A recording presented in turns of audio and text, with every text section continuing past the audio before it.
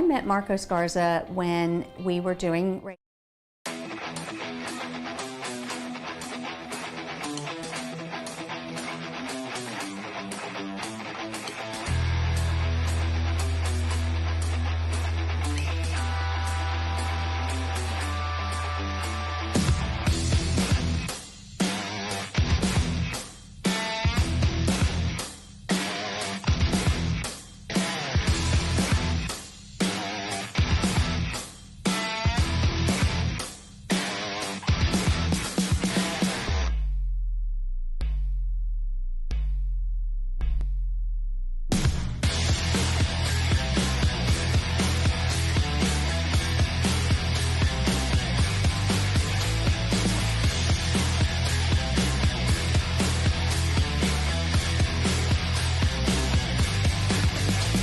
I met Marco Scarza when we were doing radiothons for St. Jude Children's Research Hospital. We needed sponsors to help us raise money, and he's always the first one to jump in. I would describe Marcos and his team as upstanding, someone you can trust, and he is just a genuine guy.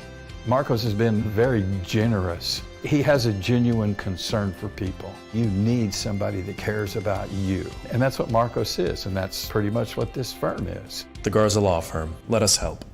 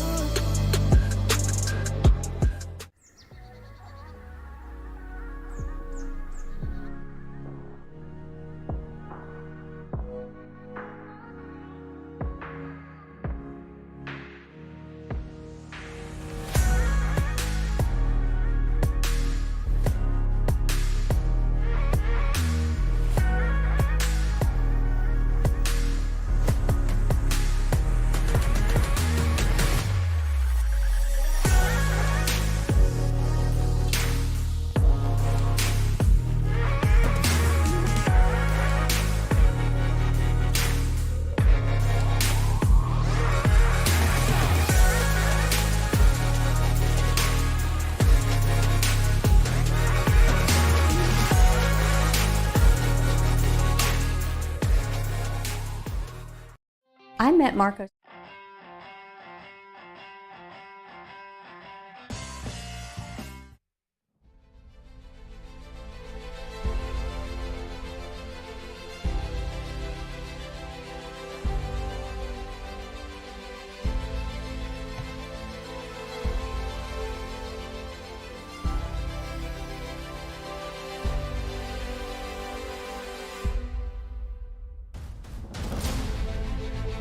No one could have known it then, but when Daytona International Speedway opened in 1959, it marked the beginning of a new era in American motorsport. As a replacement for the old beach road course a few miles to the east, the opening of the high-banked 2.5-mile Florida Tri-Oval represented the leading edge of a wave of construction of big, paved speed palaces. Before Daytona, Indianapolis was the only American oval track longer than 1.25 miles, and most racing took place on dirt ovals a mile or less in length. From the very first Daytona 500, won by Lee Petty in a three-way photo finish, those high banks proved a favorable venue for wide-open stock car racing. Daytona kicked off the growth of NASCAR as we know it today. Daytona International Speedway's infrastructure has grown and changed to such a degree that it'd be almost unrecognizable today to someone who hasn't seen it over the last 20 years, and it's an amazing motorsport facility. But one thing hasn't changed over the past 6 decades. No driver can consider his or her career complete without notching a victory at Daytona. From Dale Earnhardt, who captured the 500 in '98 after coming so close so many times, to 14-year-old kart racers whose racing resumes are just beginning. A victory at Daytona is a mark of distinction. Tonight, it's the Lonestar Racing Cup Series from Daytona, and it's next on HBR TV.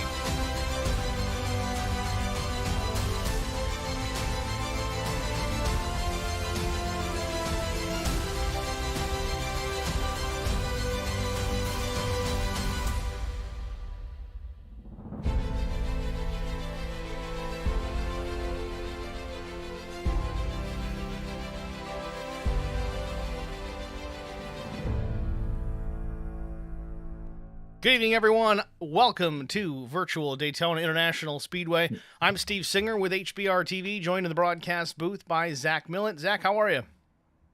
Hey, Steve. How's it going, man? It's going well. Thanks for joining me up in the booth here. Kind of a last-minute audible. Wasn't planned, but always good to have a partner up here in this virtual studio / broadcast booth that we have here at Daytona. We're jumping into here just as qualifying is beginning to get underway, so let's just jump right into the action here. Go down trackside and watch the beginning of qualifying here. The number 99 is Stephen Light on the racetrack, winner from last week.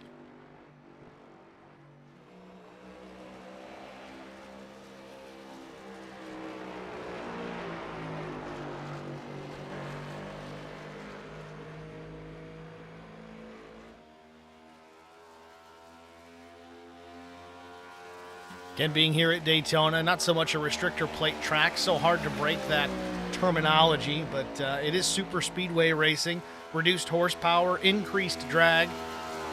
It's going to take some time to get these cars really up to full speed. Usually lap 1 in the qualifying attempt of 2.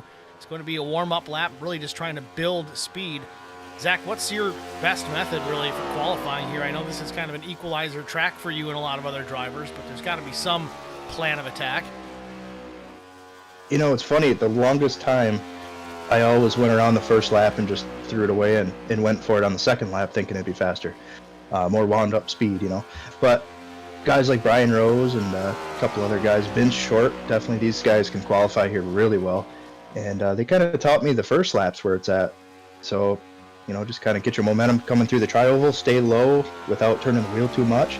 The more you turn your wheel, the more scrub you're going to have on your tires. It's going to slow you down. It's definitely difficult. It's something that certainly changes from year to year as far as the package that the drivers are issued as far as horsepower and drag are concerned. Yes, it used to be you had to use that first lap as a throwaway, but not so much the case anymore, especially with the setups the way that they are. That first lap, yeah, you might build some speed, but you also build a lot of tire pressure. That's not always a good thing because it raises that whole body up in the air, which is going to increase the drag. So never mind the momentum you've built up. If you're higher in the air, you're going to be slower. Fastest so far, it's the 24 Jason Blaney with a 49.63. We watch Ken Couch. His first lap, 7th quick, a 50.094.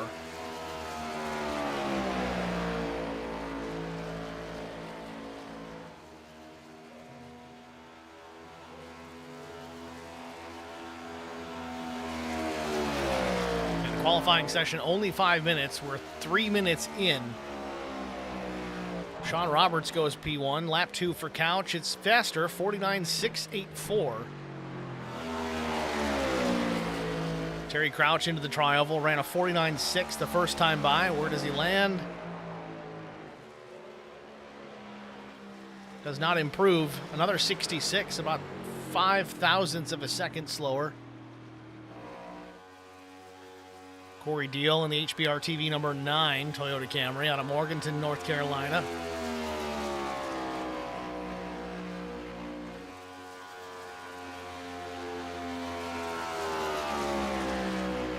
Now, one thing I've seen too, Zach, is some guys are going way up topside here, putting the right sides right against that outside wall. I have found personally, at least with the truck, and I don't have a ton of experience in this next-gen car, but getting too close to the wall through the corner actually adds drag to the vehicle. It actually slows it down a bit, so maybe not necessarily the best way to go. I found if you just kind of straddle those striped lines in the top lane, it's about perfect. Yeah, I think it was David Bradford that first told me that too. And he said, coming around, you want to stay in the middle of the track instead of being up right next to the wall. Yeah, and David, I think, has some telemetry software that not only gives him the information about spring rates and all that sort of thing, but it also factors in aerodynamics. So that certainly does come into play when you're testing that sort of thing. We're going to have to get our hands on some of that stuff. Yeah, well, it's not free, but it's out there. Corey Deal right there on the bottom through 3 and 4. 50.260 the first time by. Under the flag stand here, lap 2. Where does he land? Fourth quick, 49.63. You wonder how much he would have got if he'd gotten down way to the bottom. Some guys swear by it. Some guys say don't do it. Mark Collins finishes lap 1. He's not going to get the second one in. His time is expiring here at the track. Qualifying has come to a close here at Daytona International Speedway. Let's take a look at our starting grid. On the pole position with a time of 49.605 seconds. It's Stephen Light, winner from last week. Outside front row, it's the 28 of Chris Goins. Sean Roberts will roll from the second row in the third position, the number 66 Shenandoah Shine Machine. Mark Collins from NTR, he's going to start fourth, with Corey Deal rolling from the fifth position. 6 goes to Jonathan Byram, the 054. Starting in row 7, it's going to be Jason Blaney. 7th position, not the 7th row. 8th position, PJ Cox. 9th position will be Michael Doan in the 007. Terry Crouch, the TLDR SimSport entry. He'll start the number 59 in the 10th position. Mark Mitchell, number 07, Hot Lap Hero entry. He'll start 11th. 12th goes to Ken Couch in the 08 machine. 13th, Drew Blaze with Lonestar Racing. Derek Welch will start 14th with NTR. Tommy Kohik, the machine, will start 15th. Dave Coburn in the 20, he'll start in the 16th position out of New York State. Jared Woodard, the 79, out of Canada, he'll start in the 17th spot. Nick Kolakowski, the number 22, will start in the 18th spot. Dan Storm is going to get the 19th position. Chris Klein in 20th. Robert King in the 6th. King Motorsports Machine will start 21st. Matt Sisler with Apex Tech Racing, the number 93, rolls from the 22nd spot. Justin Johnson with LSR, the 10X, he'll start 23rd. Chris Muth Jr. in the 8th will start 24th. Dane Lloyd will be 25th. 26th, Tim Dummermuth. 27th, Darrell Larson in the 5. Ken Blackburn in the 28th position. 29th, Clay Atwood in the 111. Clifford Bellamy, 002, Hot Lap Hero, will start 30th. And the number 43 of Jonathan Arn, shotgun on the field in the 31st position. It's your starting grid here from Daytona International Speedway, the Lonestar Racing Cup Series. Basically the Daytona 250. Realistically, it's 99 laps. It's going to be the Daytona 247 and a half. So we're just going to round it up to a nice even number. Keep everybody happy. Field rolling off the grid here for one formation lap. Pace car lights already out.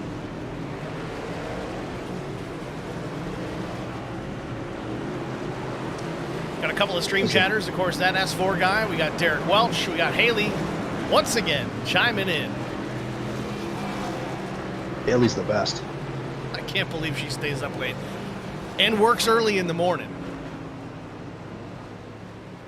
Haley, throw your Twitch in the comments tonight, too.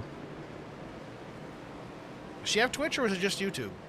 It might have actually. Now I don't remember. I'm starting to question. Whatever platform you got, Haley. If you want to go ahead and throw your link up in there, as long as it'll work. I don't know if I got that turned off, but go for it. Now, Steve, this is the best part of the race for me right now. This is when we're going to pick our favorite to win, and this is normally when I jinx our friends to complete disaster. So who are you thinking tonight? Well, Stephen Light had the pole, but he's got to go to the back because he won last week. But I'm going to gamble big time. I'm going to put my money on him. Boy, I still think that's a pretty good pick. It's a good pick, but it's dangerous because you just don't know how it's going to pan out. So I gotta do a favor for old Chris Goins tonight. He's running that Eric Dotson State Farm paint scheme, and we know the bad luck that thing creates. So I think if I pick him, it might be a double negative, and I think he might take it tonight. So Chris Goins. Chris Goins it is.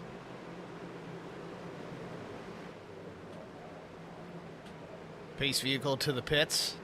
Barney the flagman, green in hand. He's waving it. We're underway here from Daytona.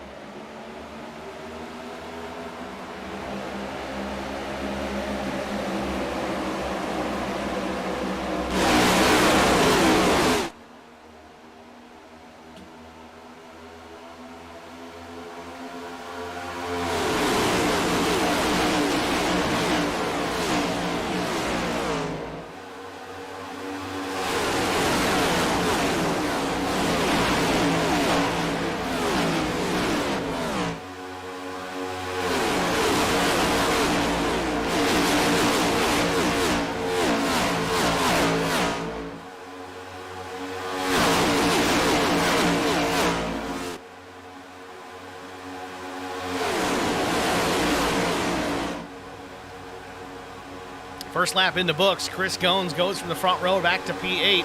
Sean Roberts maintains the top spot. Corey Deal runs in second. Third belongs to Jason Blaney, Michael Doan, Mark Mitchell, the top five.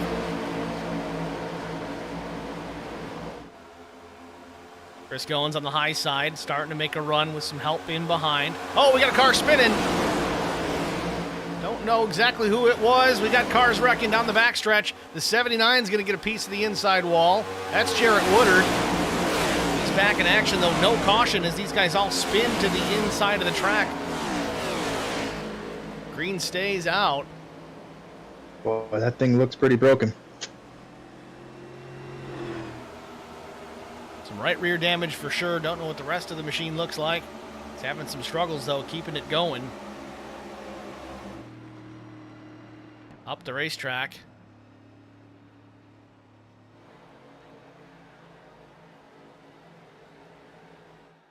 Woodard out of turn 4 here, way off the pace.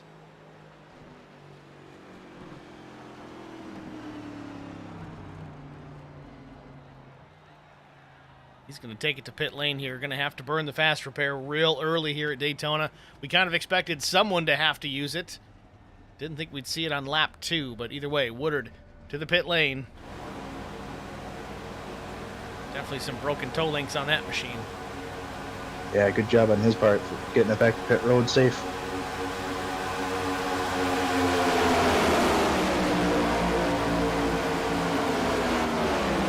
Meanwhile, back up front, Sean Roberts with the race lead, still ahead of Corey Deal, Jason Blaney, Michael Doan, Chris Goins battling for the 5th position.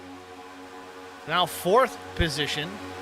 Goins in that white and red and black, number 28, the agentdotson.com machine. Corey Deal pulling out to look to the inside on Sean Roberts.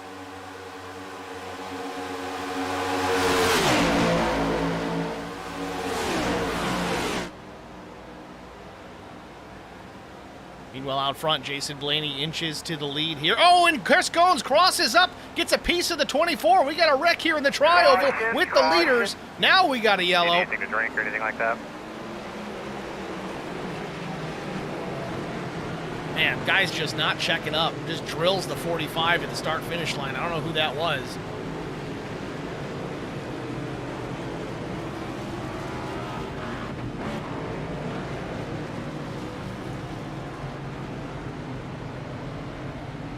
Well, Steve, so much for that strategy for Chris. Yeah. Sorry, buddy. Well, let's get a look at it. See if we can figure out what happened here.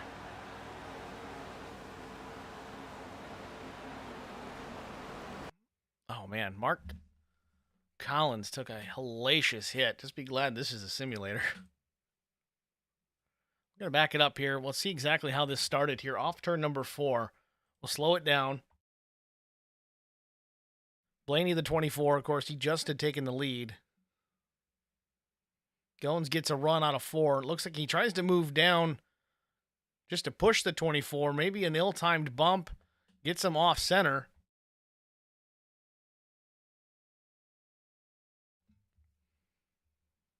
And truthfully, if Goins had just dove it to the bottom, he might have been clear of that. Yeah, I think he would have been okay. It would have been close, but I think he would have made it. So let's back it up here. I want to look at the roof camera here on Chris Goins to see exactly how this happened. Again, we're coming off turn 4 here. Blaney had just taken the lead. Here's one bump. Yeah, see, he was going to hit him square, and then Blaney came down just a bit, which is his right to do. Do what you got to do. He's going to probably try and block that inside lane as well, which forces Goins to get into the right rear. And then the chain reaction crashes on.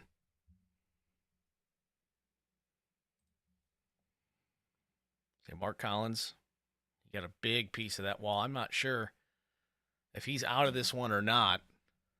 Might have had to tow. It was a hard enough hit. It might have popped the motor on that one. But now we got to watch closely here because we got another driver that comes into this. I mean, Collins is almost stopped, but now he's starting to roll down the track.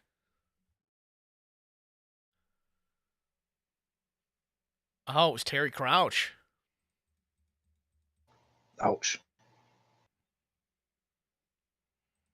Watch it full speed here.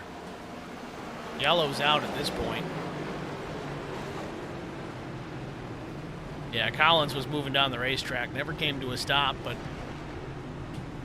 is what it is.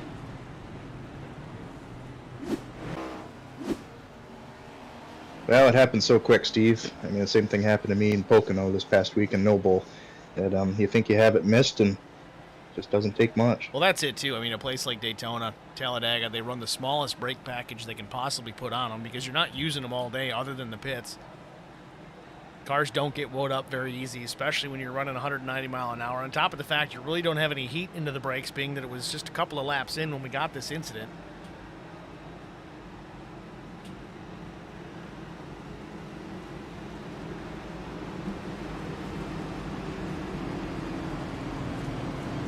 Terry Crouch in the stream chat. I go high, I hit somebody high. I go low, I hit somebody low. I hate plate racing. Amen, Terry. Now, if we could take a hard left after the pit lane, I don't think you'd have a problem with this place, but not on the road course here tonight, unfortunately, for Terry Crouch.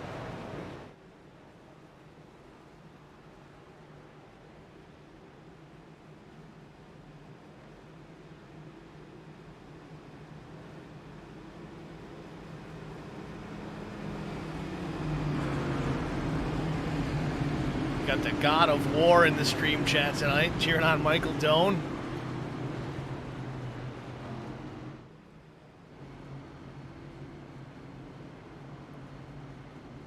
So let's give this another shot here. We're 2x2 down the backstretch. Pace car lights are out. We're going to go under the green flag the next time by. It'll be lap 8.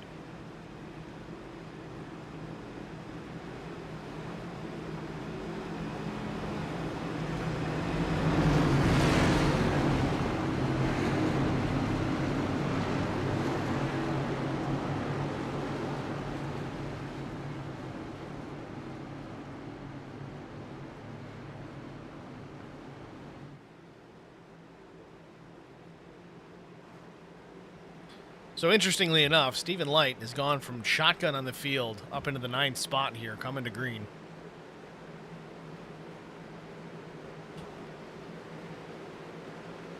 Green flag. Green flag waves. Sean Roberts in the gas. Gets a good jump.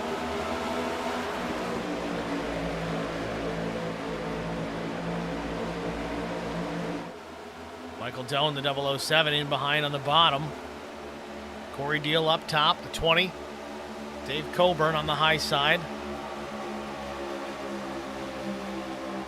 Then you got Jonathan Byram, Drew Blaze into the picture. Ken Couch, Stephen Light as well.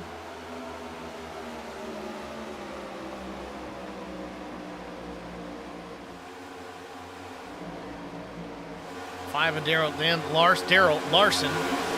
Just dropping to the tail of the field. Looks to be intentionally.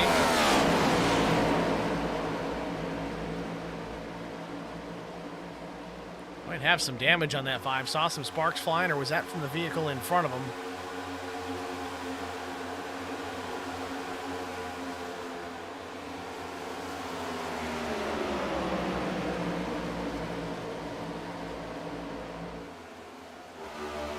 Battle for the lead. Sean Roberts trying to take it back. Corey Deal was fighting for just a moment. Had a nose out in front.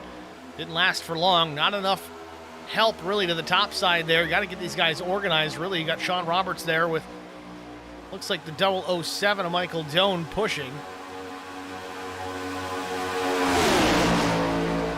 Look how quickly these guys have formed their own little pack. Top 9 cars kind of all by their lonesome.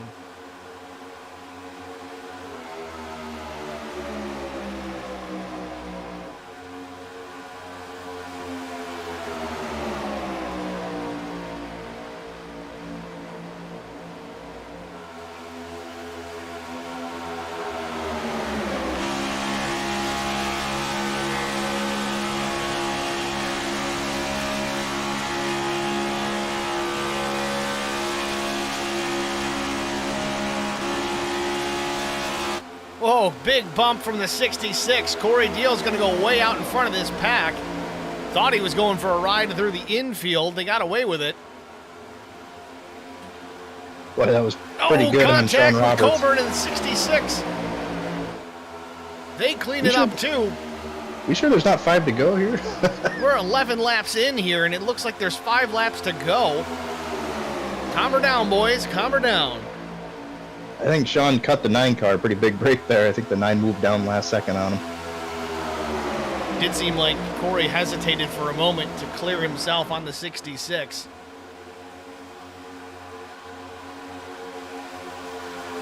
Dave Coburn now pushing to the front of the field with help from Drew Blaze. Blaze is an excellent pusher on these super speedways. Sends him down to the bottom. Top-fed lead changes. That's kind of the name of the game here at Daytona right now. Stephen Light on the outside, the number 99. Now these guys are going topside. Corey Deal tucks in behind Drew Blaze. Blaze now goes to the lead.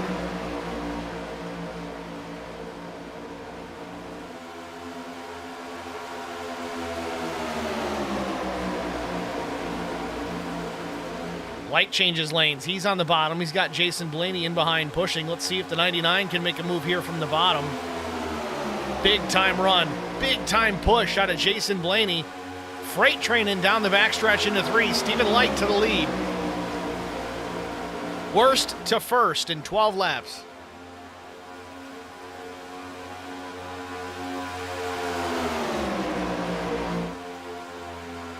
I mean, I know we're nowhere near the end of this race, but I'm happy about my pick so far. I'm starting to think you must have a way to know this. I mean, you're spot on every week, it seems like.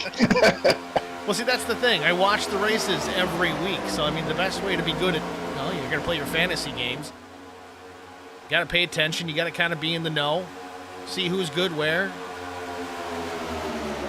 Got to have a little bit of luck, too. Certainly helps quite a bit. Caution on the speedway. Justin Johnson, possibly. Very, very difficult official this week, so make sure we're minding our P's and Q's. Little out of sorts. Didn't see anything too crazy. Chris Goins also having an issue. There's the yellow. 28 machine in trouble here on the backstretch. See, all we do is mention our picks, and my pick crashes again. That's the kind of luck I have, Steve. Well, let's see if we can get a look at it here. I think Justin Johnson, he might have been a part of this. Well, let's get a look at it. We got replay for a reason. Let's use it. Oh, there it is, the 6. Okay. Justin Johnson, I think he got some air off that infield.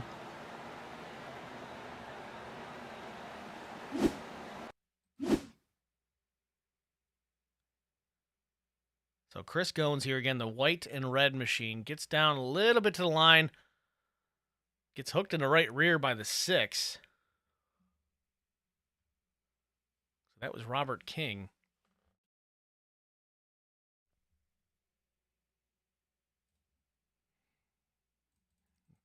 You said Justin had some air. Oh, yeah. Well, cutting through the bus stop here.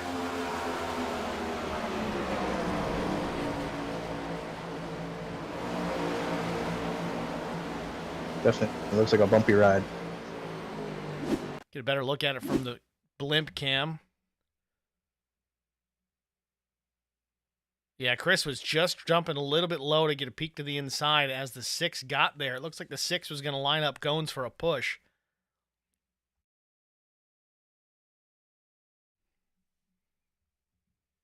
The night going bad to worse for Chris Gones. He'll never use that paint scheme again, Steve. It hasn't been very lucky for him. Corey Deal down and away. Seemed to be like a slow stop. It was only 6.9 seconds, so fuel only for looks like everybody. Chris Gones, however, maybe not the case. Let's see.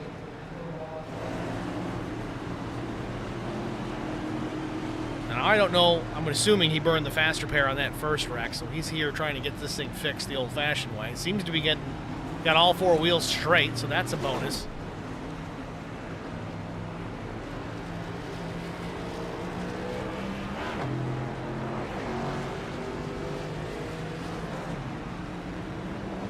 So working our second caution of the night here at Daytona.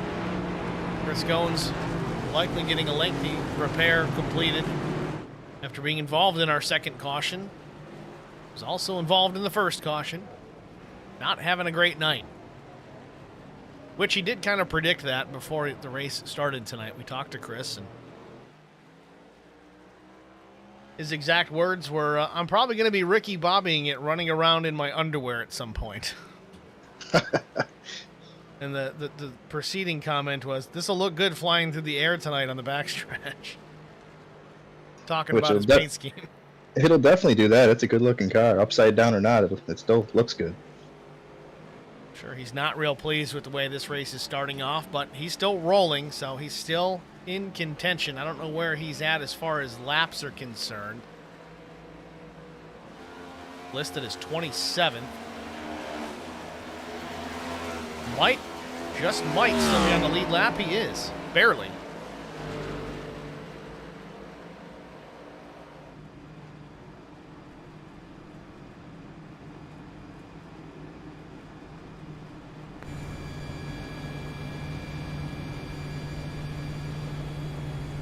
Right on board with Stephen Light. Pace car lights are off just ahead of this whole pack. Working the backstretch here, so we'll get the green flag the next time by. It'll be lap 16 of 99.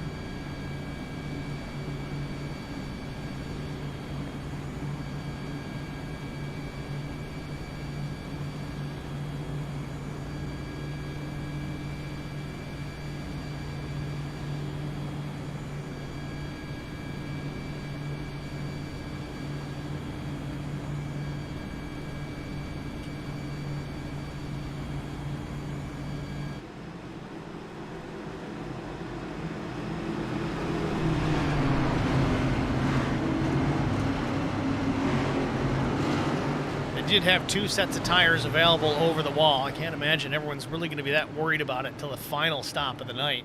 95% max fuel load. I think that's going to put them just shy of finishing this without green flag stops, but we've had a couple of cautions. Some guys already opting for pit lane for fuel. We'll see how that pans out the rest of the way. Pace car down pit lane, waiting for the green flag. Green flag.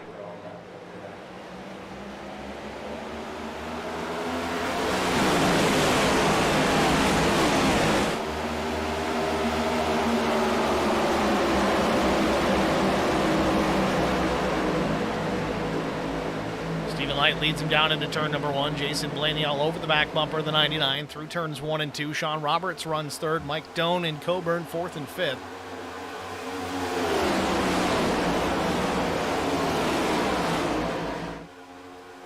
Everybody zigzagging, trying to pick their lane and dancing partner down the back straightaway.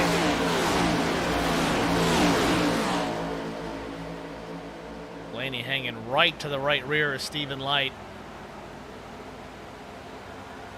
Again, still seems that everyone here is awfully aggressive for this early on. We're not even near half distance. No stages to be concerned with.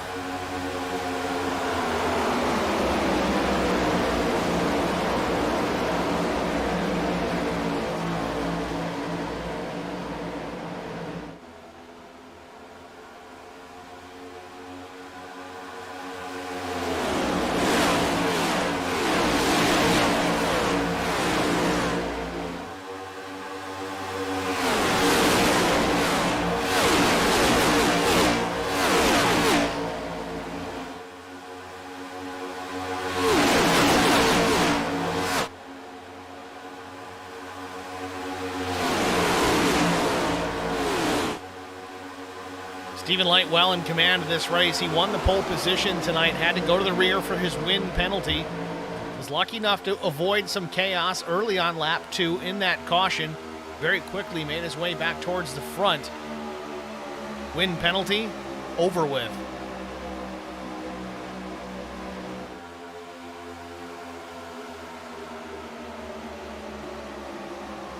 Let's go on board with Sean Roberts as he runs right in behind Jason Blaney.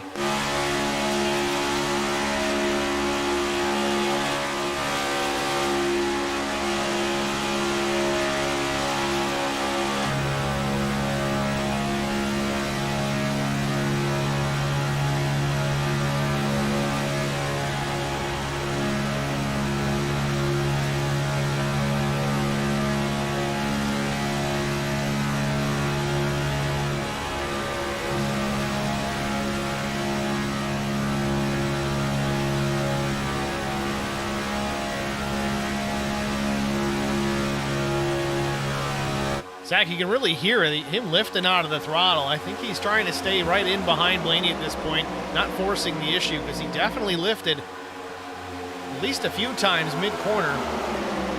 Yeah, I'm starting to think these guys are maybe thinking to stay in lap logging mode here and maybe tone down the aggression a little bit since we're so early.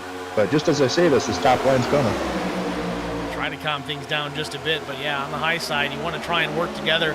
This is almost like practice for these guys, but they didn't push this hard, this aggressive. You didn't have the numbers of race cars you have right now to try in this type of drafting practice, so to speak, that they're trying to do. Trying to find a way to make that top lane work. We saw it work effectively early on. You said it's the top lane kind of feeding to the lead. 6 drops down. You see that right there. They were able to do it very quickly and easily. Made the charge on the high side and then fed one driver down to the bottom. Blaney stays up top as the race leader.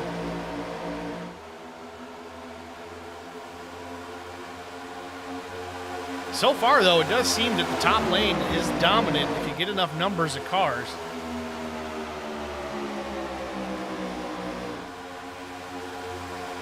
Gosh, these guys are really all over the racetrack, though. A lot of wiggles.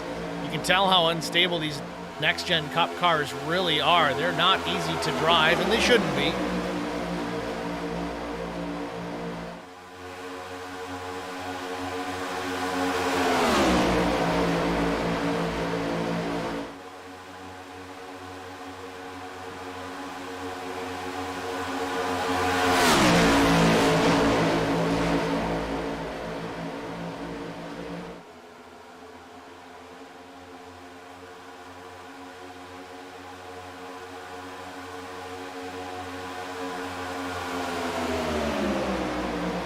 Battle for the lead at the front of the field. It's Jason Blaney and Drew Blaze. Both of these guys very good just about everywhere that we go.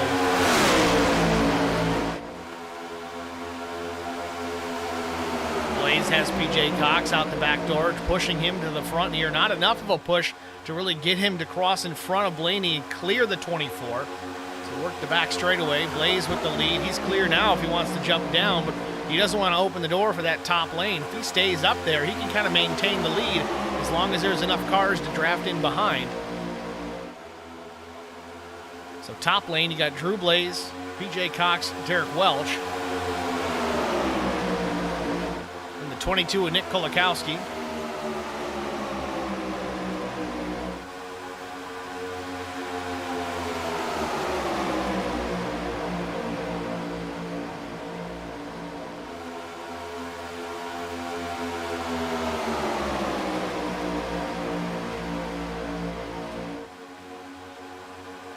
Well, we had to say it. Things seem to be in lap log mode, and that is no longer the case. Lots of aggression here at the front of the field all over again. But man, that top lane, if they stay formed up, it seemed as though they were starting to put some distance on that inside lane, but Blaney now battles back with the 20 of Coburn. Michael Doan and Sean Roberts in that mix. Roberts seemed to be pretty strong at the front of the field. His car definitely likes to lead. Have to see how he can manage here in traffic.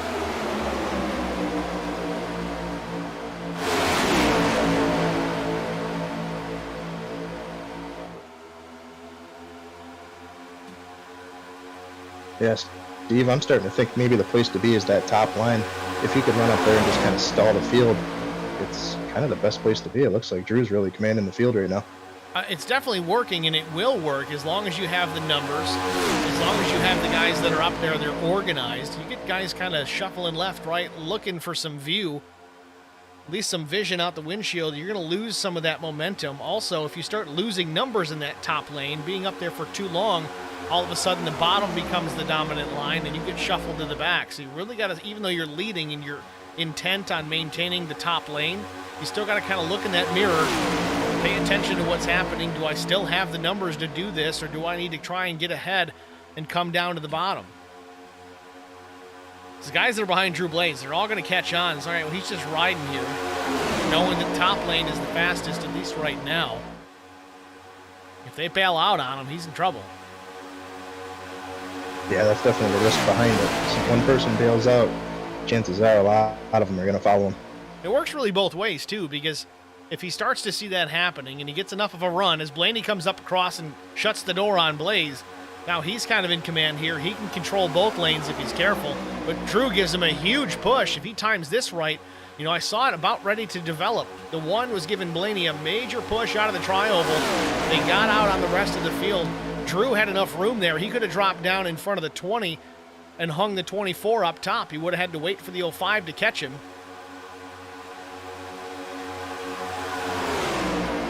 Almost seems like the trailing car in the top lane has the most control.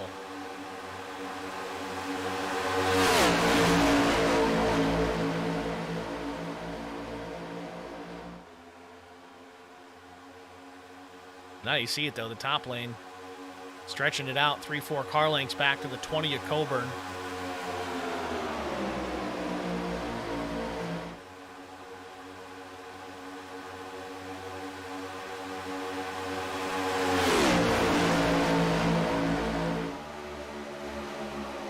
Stephen Light running in the 9th spot. Not sure if he scraped the wall there just a moment ago. We saw some sparks in that vicinity.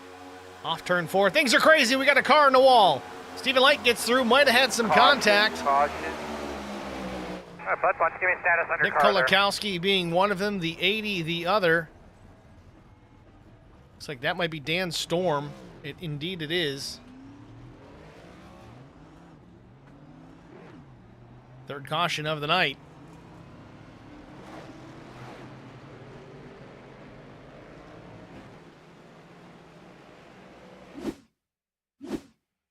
They were 4 wide. Let's back this up a little bit again.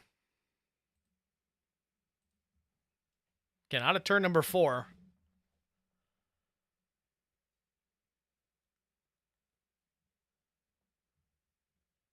Not quite 4 wide, but there was a bunch of cars in the mix here. Stephen Light gets through it. Really, everybody does a decent job avoiding this. It's just Dan Storm and Kolakowski. Storm turned right across the nose of the 22, put himself in the wall.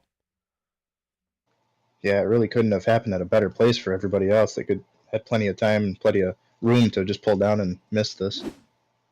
We'll back it up here. Watch it again.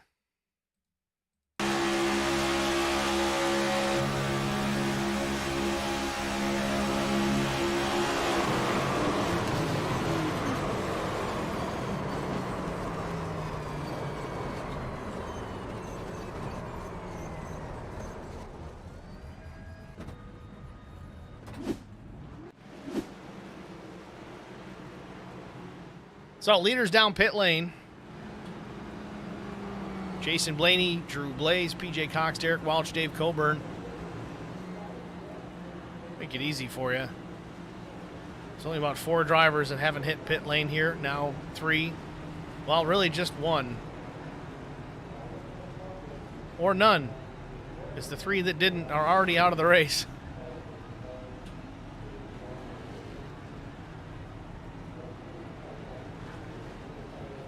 Blaney down and away.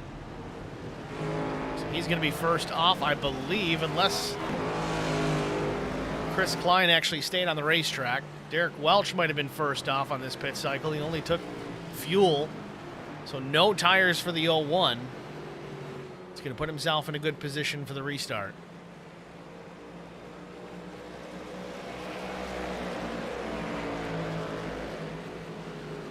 "30 laps in here from Daytona under our third caution. We're going to step aside and get a break out of the way.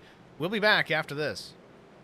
I met Marco Scarza when we were doing radiothons for St. Jude Children's Research Hospital. We needed sponsors to help us raise money, and he's always the first one to jump in. I would describe Marcos and his team as upstanding, someone you can trust, and he is just a genuine guy. Marcos has been very generous. He has a genuine concern for people. You need somebody that cares about you. And that's what Marcos is, and that's pretty much what this firm is. The Garza Law Firm. Let us help.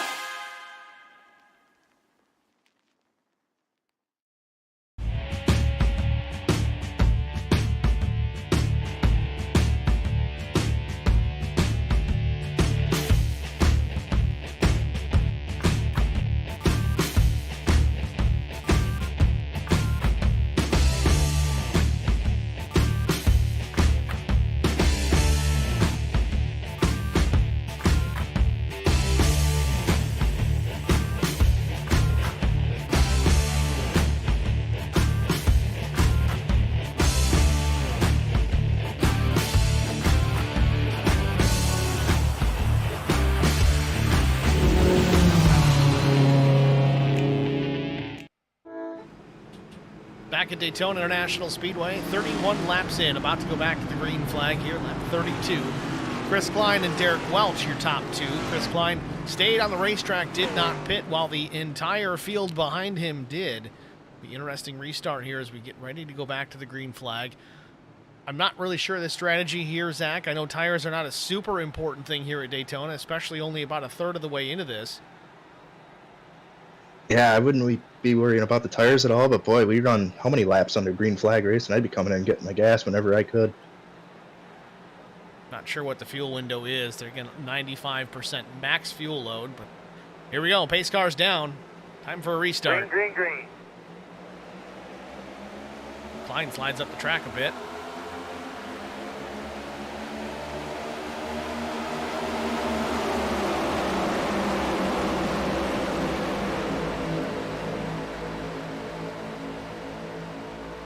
Nobody had to worry about spinning tires, but Klein gets away.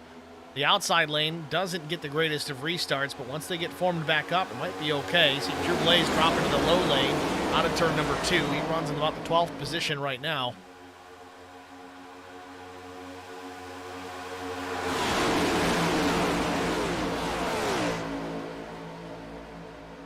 Steven Light power into the high side around the 51 of Chris Klein. Blaney with the lead from the push from the 99.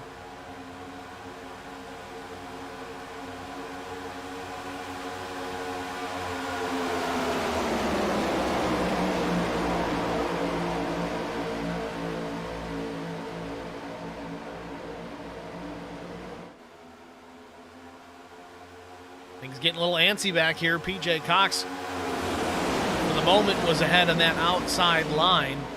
He's got a couple more cars in front of him now.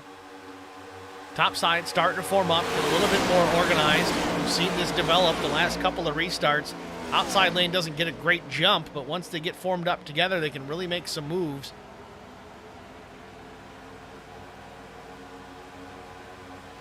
Derek Welch with Dave Coburn in behind him. PJ Cox as well.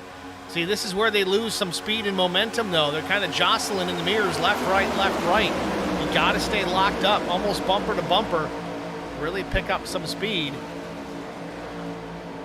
Meanwhile, out front, Jason Blaney still with the race lead. Stephen Light second.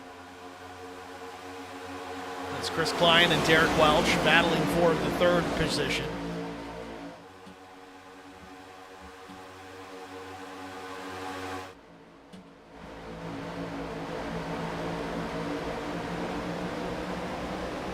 These two cars, Steve, has definitely proven to be the fast cars on the track tonight. The 24 and the 99. These guys are just flying. Blaney and Light, we expect to be quick just about everywhere that we go. It's interesting, though. I mean, you get two different schools of thought when it comes to super speedway racing. You've got guys that say, oh, it doesn't take any talent. My grandma could go in there and turn laps. And yeah, in qualifying, she probably could go out there and get it done. Others say that it's specific. It takes talent. You know, there's a reason why the same handful of guys win these races. You talk about guys like Joey Logano, for instance. He is always there contending for the win on these super speedways. So it's not just about hold the wheel and go. There's a lot of strategy involved. There's a lot of planning your moves. You know, sometimes 3, 4, 5 moves ahead of the move that you want to make. It's an art form.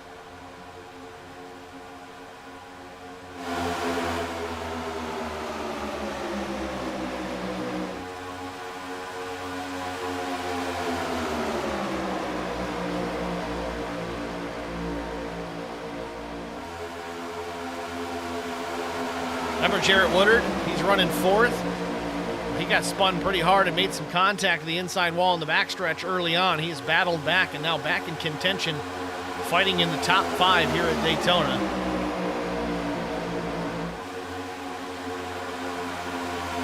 That's pretty cool to see, Steve. Spun out in the first few laps and is already back up here fighting for it. It's great. Now he's doing it without a safety net as Stephen Light goes to the high side here, making a move for the lead. He's got Derek Welch as a pusher. Welch is going to push him through the tri-oval. Big time push. Welch could have dropped down in front of the 24, but he opts to stay in behind Light. Light goes to the bottom now, takes Coburn with him. Move Blaney back to about the 5th spot.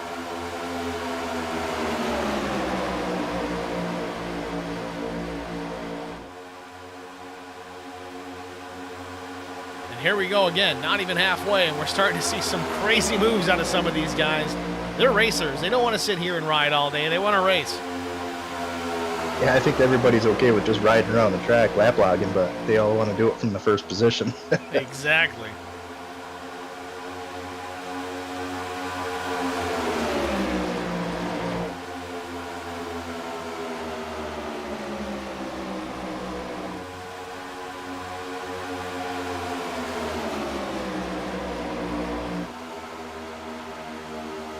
Top 3 in their own little group. Stephen Light, Dave Coburn, Jason Blaney.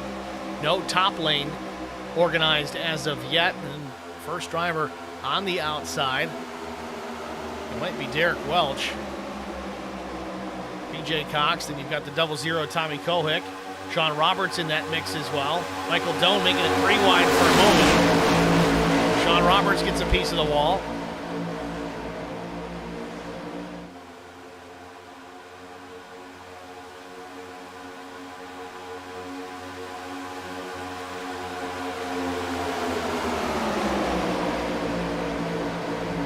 Wide once again, Michael Doan in the middle.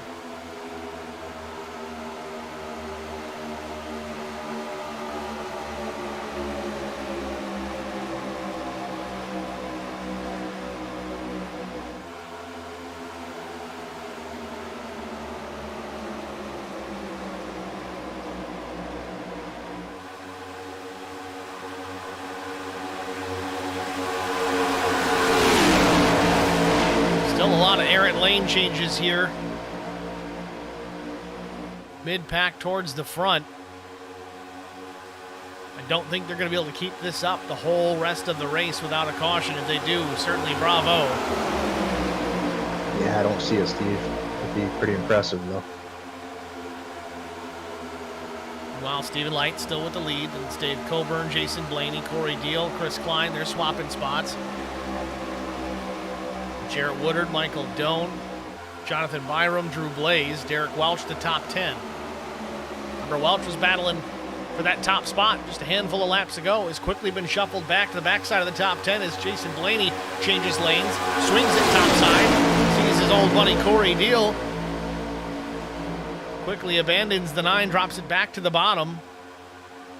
Oh boy, here we go again. Nope, they save it. Thought we were going to have another big one out of turn 4.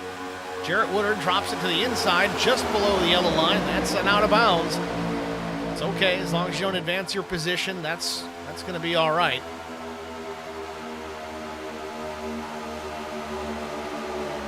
Yeah, and don't forget, Steve, he doesn't have a safety net anymore. That 79 car has already used his faster pair, so he's probably pretty nervous out here. Yeah, and in all reality, too, as long as Woodard can sit here and continue to run the way he's running and just take care of the car, bring it home, he'll have a solid top 10 out of this. He'll have a shot at the top 5 if he's careful, but he's got to get it there. We're not even halfway. These guys are still racing like there's 10 to go. Stephen Light going to get shuffled down the middle.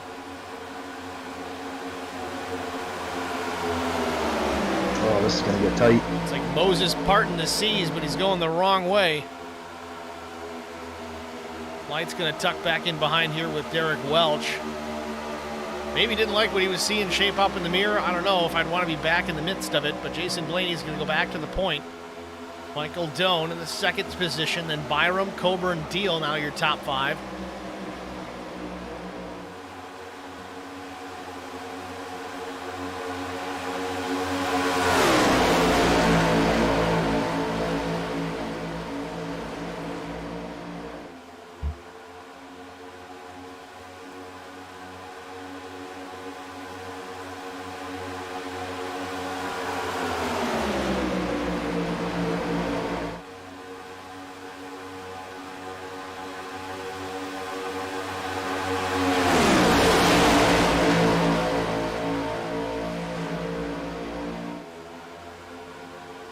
Drew Blaze running in the 7th position with Justin Johnson. These guys typically work very well together, especially on the super speedways.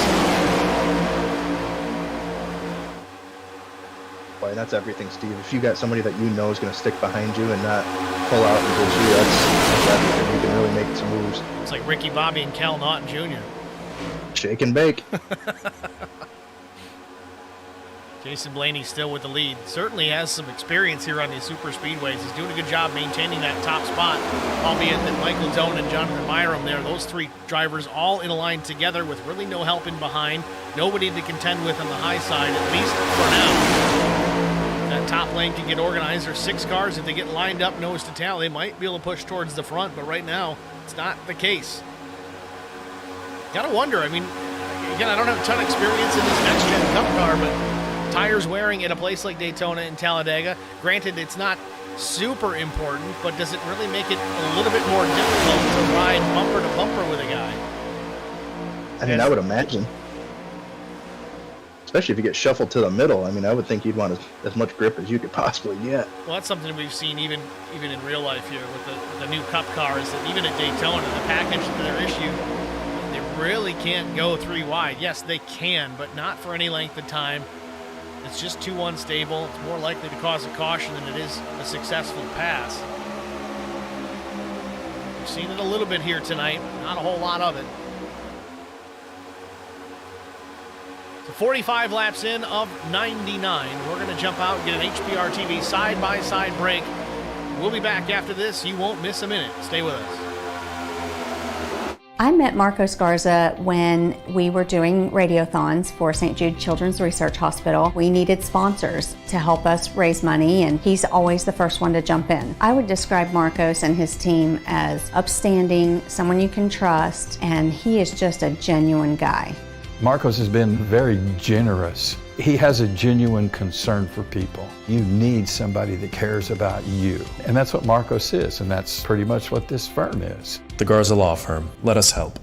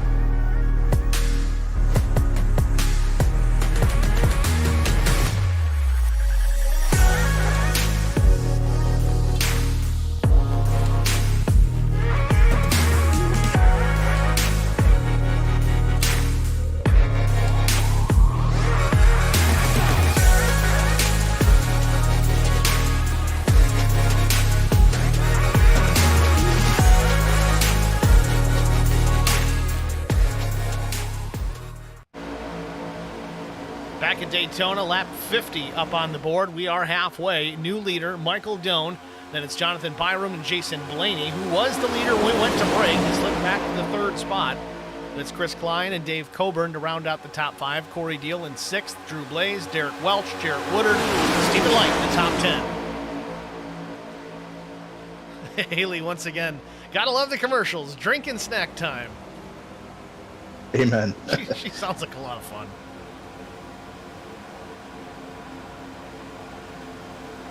I'm unfortunately only drinking water tonight.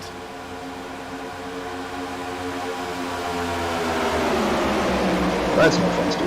Yeah, well, I finished up the Bushmills last night during the Black Horizon broadcast, so gonna rehydrate tonight.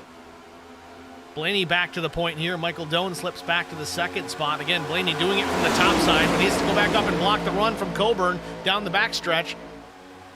Man, watching him on these super speedways, lane to lane, it's like watching Dale Jr. when he was winning races here in the Cup Series. The Pied Piper, as they called him, able to go top to bottom, bottom to top.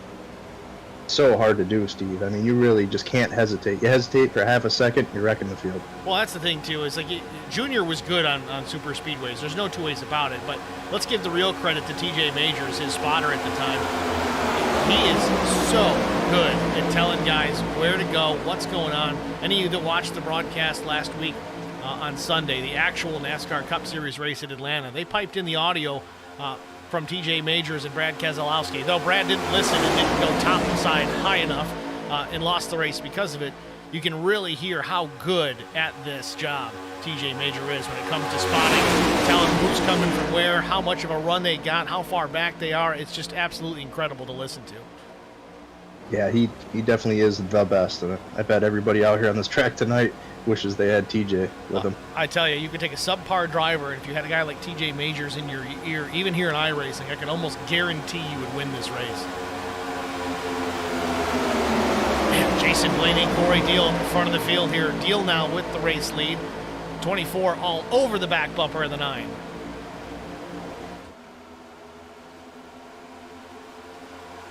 This is the ultimate litmus test here, though, as they get out of turn number 2. Is can that bottom lane, in the right circumstances with the right pairing of drivers, can they protect, can they defend that lead from the bottom, even if the top side has help? Right now, remains to be seen, but I don't know. Deal's got a nose out in front. You only got to win the race by, well, whatever the measurement is above the guy behind you, whether it's an inch or less or whatever. You're not going to do it running away. Coming to the stripe. Corey Deal would have won the race if that was the final lap. Lucky for us, we've got 46 laps still to go.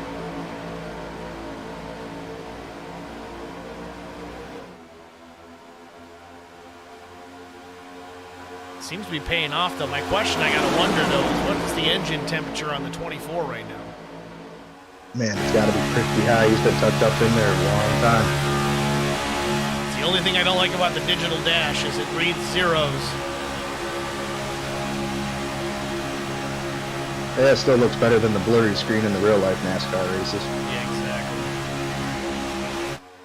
Oh, big-time bumping and banging. You saw guys, heard guys lifting there. Usually you hear somebody lift at Daytona. It's usually followed by tire smoke and tires screaming and crashes and bangs and yellow flags. Usually every time. Yeah, let's watch this high lane here. Coburn, Welch, Stephen Light, Sean Roberts, some fast cars in the top lane. Yeah, Welch is going to send it here. He wants to get up there.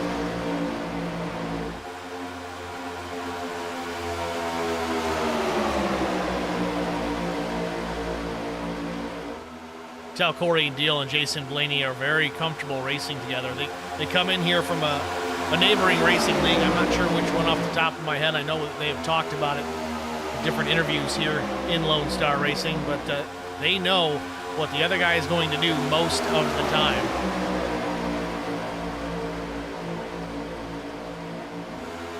Not afraid to push.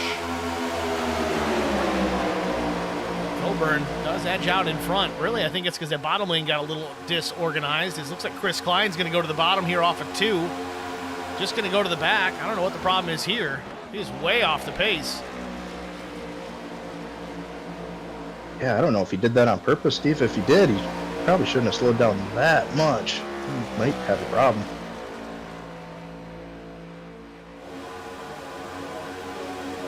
Lost a ton of ground from the field. Yeah, looks like he's going to come to pit lane here. Oh, he's probably out of gas, Steve. Remember, he stayed out. Oh, that's right. Boy, this is going to hurt. So his last stop was at lap 14.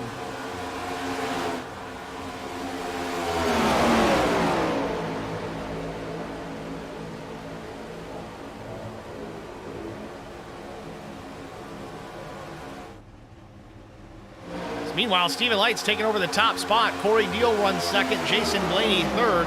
This is a dangerous trio of racers at the front of the field. If you're Dave Coburn, you're going to be scratching your head to try and find a way around these three without a lot of help.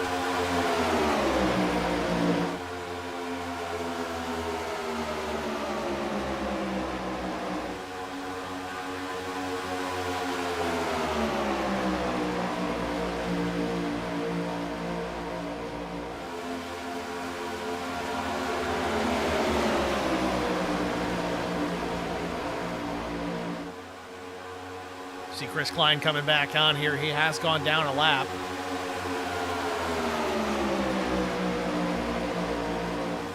I think he might be in a lucky dog position if we do get a caution.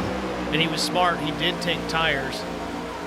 Yeah, you might as well at that point. You know, you're going to lose the track position anyway. Just get what you can get. Jason Blaney, I think he got loose all by himself out of 4. Opens the door for Sean Roberts. Roberts with no help, though. All that help's on the bottom. Derek Welch and Drew Blaze.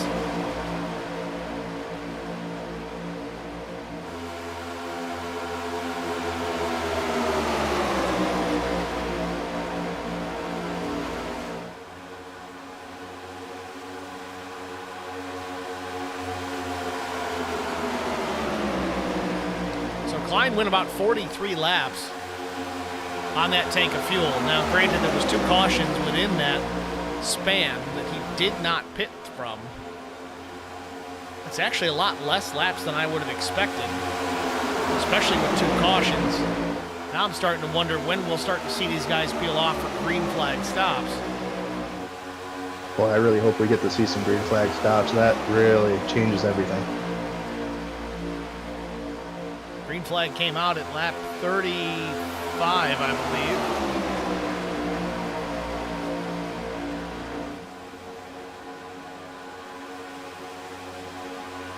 Stephen Light still with the race lead. Second's Corey Deal, Jason Blaney, Derek Welch, Drew Blaze, the top 5. Jarrett Woodard still having a strong afternoon, running in 6th. Then it's Sean Roberts, Michael Doan, Dave Coburn, Jonathan Byram.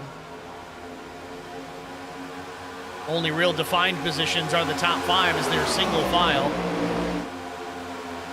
Welch takes a look to the outside, but he doesn't have any help, and he's going to lose the inside. Oh, Drew is going to go topside to go with him. Made the move too late. Sean Roberts and Dave Coburn, now their driver's right at Derek Welch. Roberts is clear if he wants to come down. He does. At the 6 of Robert King now in behind Coburn. Well, that was a close call. Yeah, that was a big-time speed differential there, and I mean, that's how quick it can happen.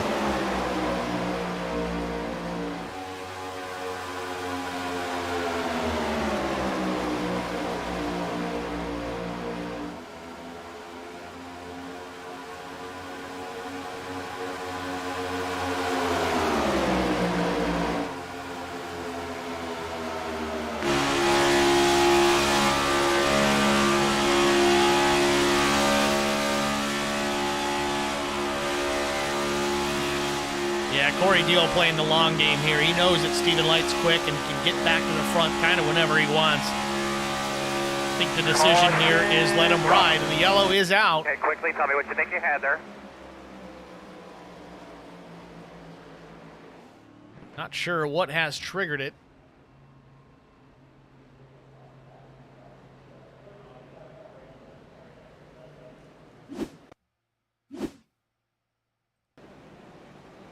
This is after everyone's slowing down.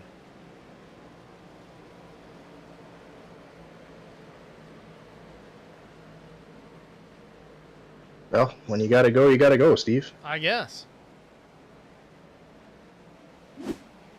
You think that caused the caution, though, the car stopping? It's hard to say. It is difficult to tell here. Let's back it up a little further, I guess. There was something else going on here. Yeah, there's... Oh, there it is. Here we go. Yeah. Drew Blaze in this. We had just changed the camera angle, and it happened as soon as we did it, because we were just looking at King and Blaze.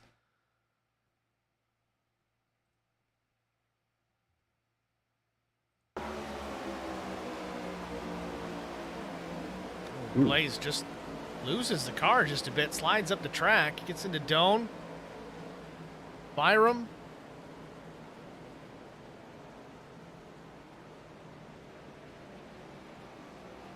And I think this is where Byram realizes it's not fixable. Yeah, yeah. You see it wobbling back and forth on him. Broken toe link. Yeah, I was hoping we get to see some green flag stops there, Steve. But Just shy of it, unfortunately. But here they come under the green flag. Stephen Light brings them down. Corey Deal, Jason Blaney, Sean Roberts, Derek Welch.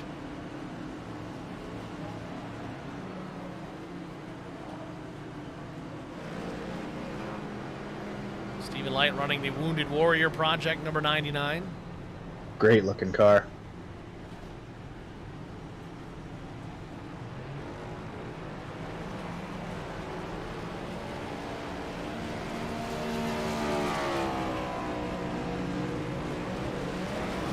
Oh, Corey Deal beats him out, but he gets the pit wall on exit. Man, he was coming. I'm going to be shocked if he doesn't get a speeding penalty out of this. Look at these pit stops. 1367 for Corey Deal, a 1363 for Jason Blaney, a 1385 for Derek Welch. Dave Coburn was a 1285. That might have been right sides only.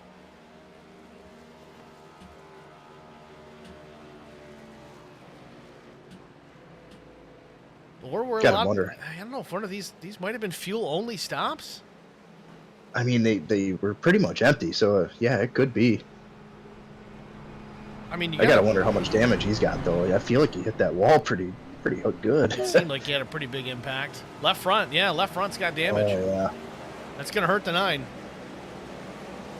What would you do, Steve, in this situation? Would you just come right back down and fix it while you can? Sooner the better, or would you try to survive? If I'm a guy like Corey Deal, I think I come down and fix it.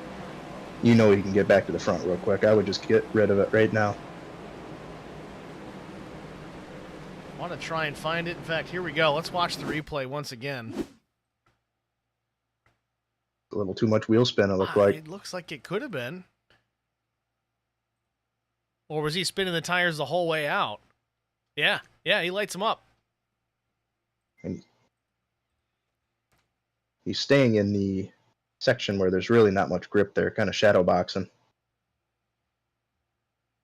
That's tough.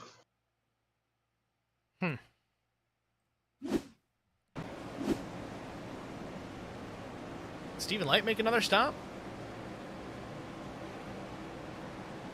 Looks like he did. Yeah, Stephen Light came back down the pits. Corey Deal, he stays out. Well, that's interesting. Now, I wonder if during that shadow box, did Light take any damage? I don't know. Corey Deal in the stream chat. Oops. Wall. Yeah, it's not good for it. Left front damage. Doesn't look like it's a ton, but we're going to have to see how much it affects the 9 here as we get ready to go back to the green flag. Boy, I imagine any kind of aero damage here is going to be significant. Even something as light as that. At least if you're out front. You know, if Jason Blaney drops down in front of him, he can probably ride there and hope for another caution, which could be the conversation that's being had. We'll see. Yeah, and if he's got one faster pair, he might be looking, for the big one, towards the end of this, maybe with 10 to go, 5 to go, and he's going to have that faster pair maybe where most of these guys don't. Right. Well, too late to make the decision now. He's on the track. He's made his bet. He's going to sleep in it. Pace car is down pit lane. Going back to the green flag here, lap 66. Green flag. Send it.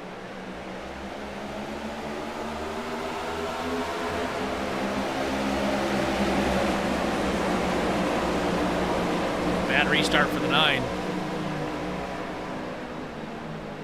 Yeah, he's off the pace. Big time. Either he just totally blew that restart, or if that arrow is hurting him that bad. Coming off 2 here is going to be the telltale sign. Oh, that's what he's doing. He's typing in the stream chat during the restart. He says, RPMs are fine. Race the car, Corey. Send it, buddy. Big push from Derek Welch, and just what we talked about, 24 of Blaney drops down in front of Deal. Now he's got some time to deal with it. No pun intended. That's what you did there. But yeah, that's kind of the best thing that could have happened for the 9 car there. Now he's got somebody he's familiar with, and he could tucker it up and just run these laps out. Takes all the air off the nose of that 9 car, and he can give the 24 all the tender love and pushing that he can handle.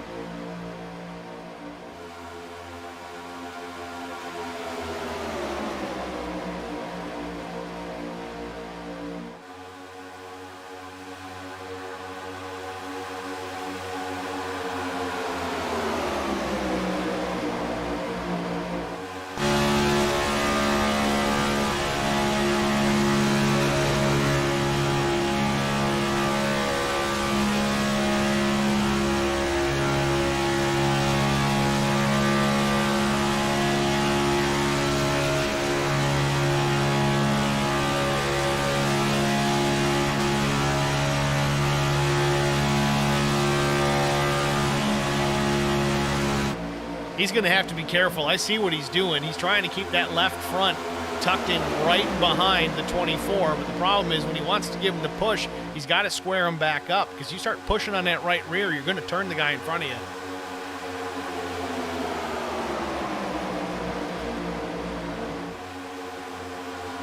Like something else to keep in mind too, Steve, with really any kind of nose damage, you have to watch your temps too. Yeah, that's a good point, and especially when he's sitting in here behind a lead car, he's not getting a whole lot of air to the front of that thing.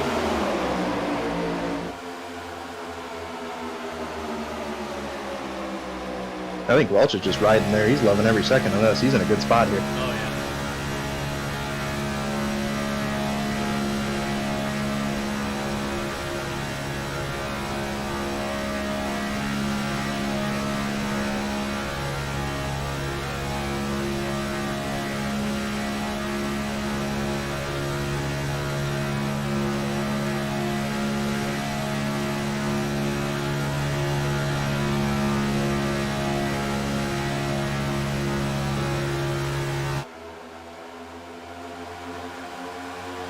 Justin Johnson coming up into the picture here, running in the 5th position, battling with BJ Cox for the 4th spot.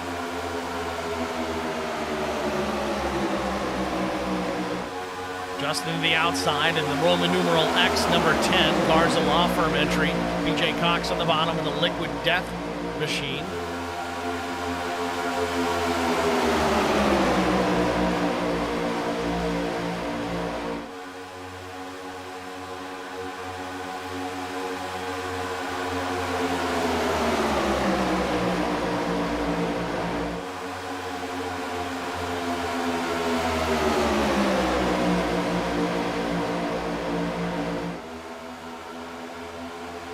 Justin Johnson drops to the bottom, separates the 9 and the 24. The 10 going for the lead here at Daytona, coming to lap 71. Not this time by. Blaney still has the top spot, but a big-time move for the 10. Now he's going to need some drafting help from the 9 to work his way back towards the front. It's proven to be difficult here this afternoon. The bottom lane does not want to go anywhere near what the top does.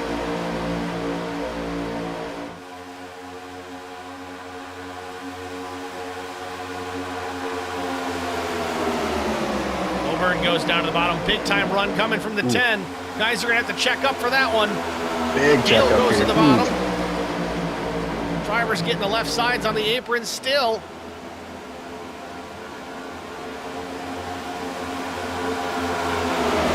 Once again, incredible driving, incredible saves. How they didn't turn that into a caution.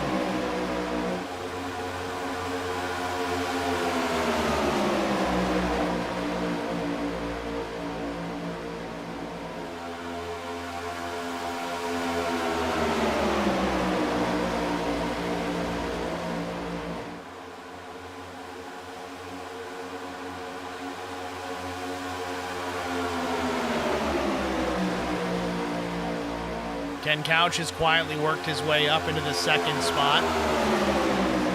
Gotta say, though, super impressed with Justin Johnson, though. He's up 19 spots, running solidly in the top 5. It's challenging for the lead here just a moment ago.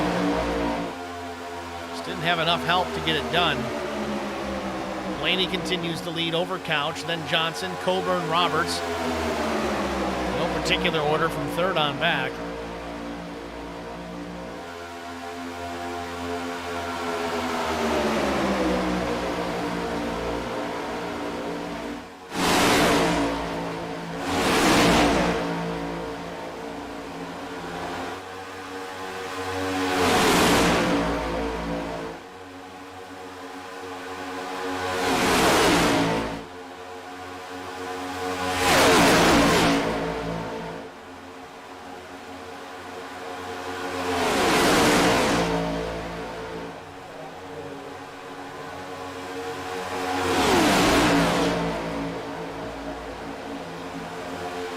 Coburn switching lanes back and forth, trying to find some solution to the problem that's in front of him, and that's the 8 and the 24.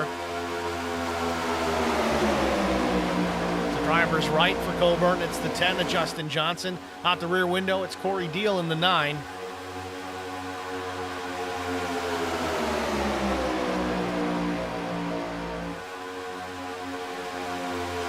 "25 laps to go here from Daytona.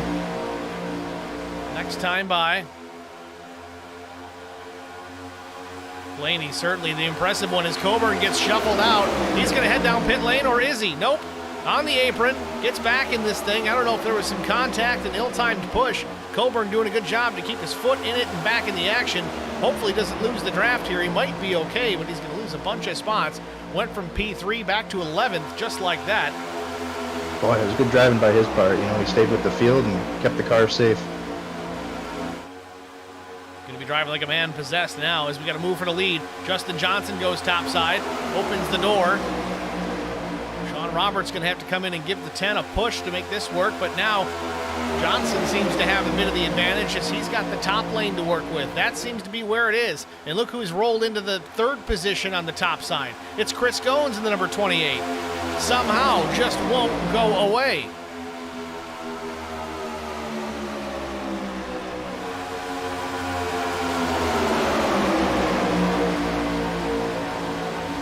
Justin Johnson clears for the lead. It's Johnson, Roberts, Blaney, then Couch, then Deal, the top 5. Johnson up and down the racetrack, gets the left sides on the apron. Sparks go flying. Another driver out of shape. It's Derek Welch down the backstretch.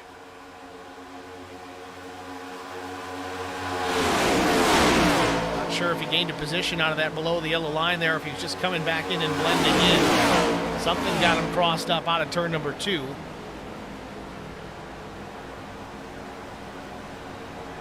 Back out front, top 5 all under a blanket, single file as they get to the line here with 23 laps to go.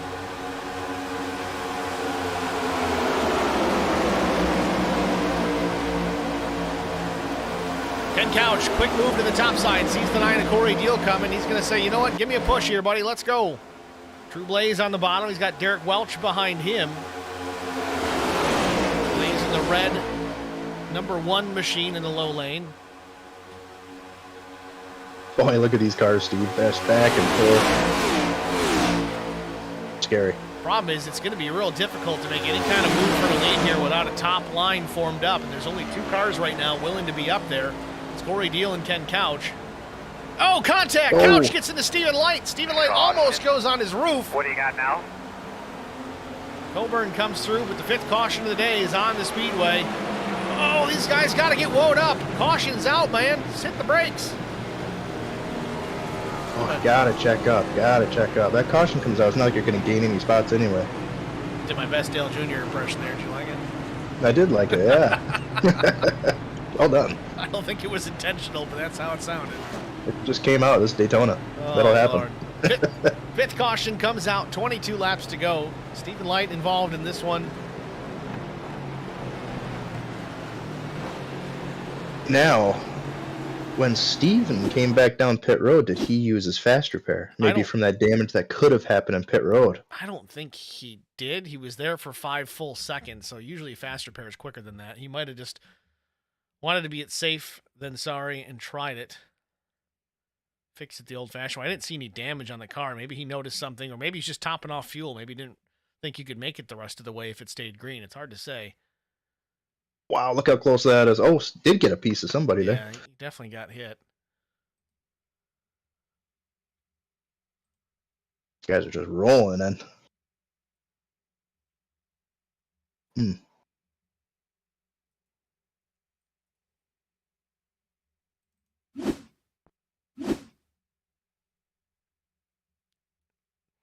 Yeah, Ken Couch gets to the right rear on Stephen Light.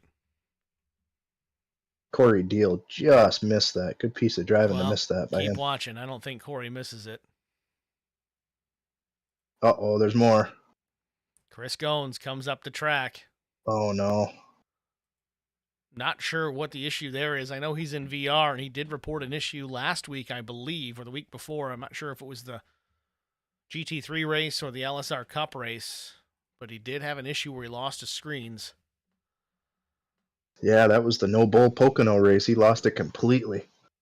It's not typical to see Chris Goins do something like that, especially well after the caution comes out. So I got to kind of lean towards that being a hardware issue, but it seems that he's back to the apron right after the fact.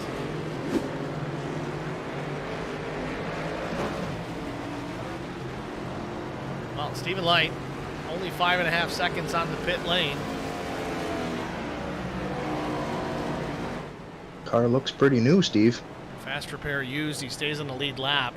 Tell you, he went from the last place position on the track, which was 31st, to the race lead, I think, in 14 laps tonight. We're going to get the green here. I think it'll be 18, maybe 19 laps to go. He's got plenty of time. Yeah, if you like shootouts, you came to the right place.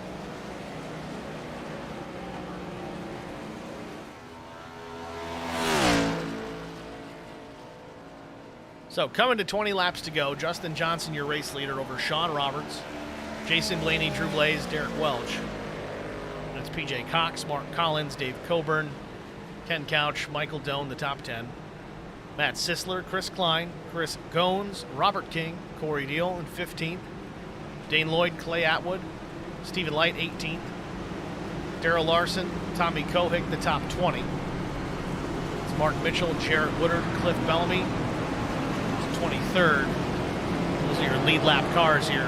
20 laps to go. Green's going to come out next time by. It'll be 19 laps remaining here from Daytona.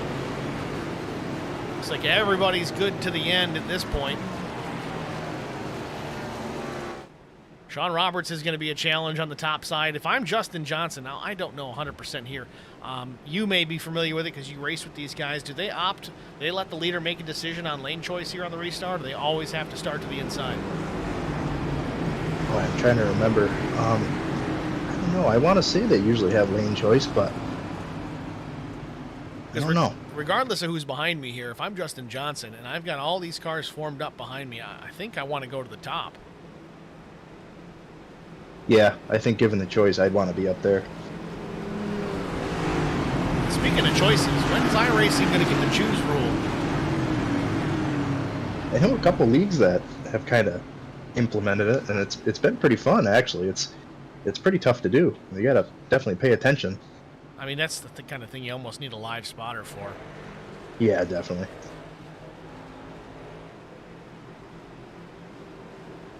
All right, formed up 2 by 2. Coming to green, 19 laps to go. Pace car is going to pull off. Make its way down pit lane here. Justin Johnson going to hold the field down. Sean Roberts to the outside.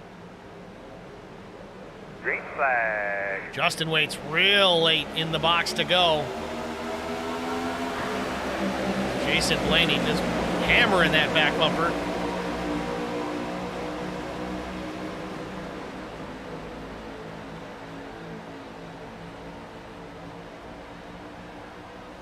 Stephen Light already up to 16th.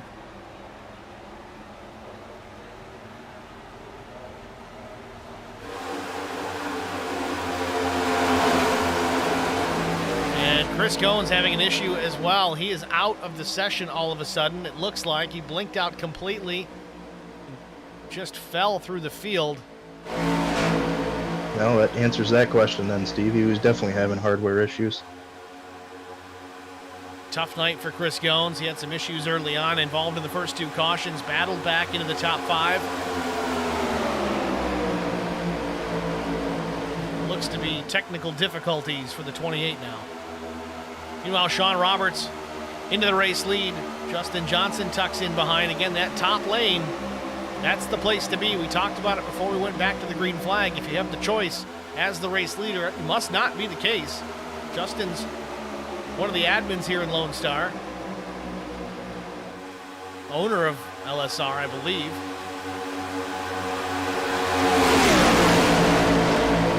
So if anybody would know, it'd be him. He chose the bottom lane. If he had that option, I think I would have gone topside if I had the choice. Because you look at it now, that bottom lane, it's not real organized. You got 4 or 5 cars, really 4, maybe even only 3 if you really count them, the guys that are close enough to make any real difference as far as the draft goes. And you see the top line still pulling away. These guys are slowly but surely falling to the back as Drew Blaze takes over the top spot. Coburn and PJ Cox now battling for P2. 16 and a half laps to go from Daytona. Chris Goins confirms that he was DQ'd for too many incidents. Oh, man. Says he Hit everything but the jet dryer. I was just going to say it. Well, tough break. Had a strong run coming back through the field, Chris. Hate to see you out of this one early.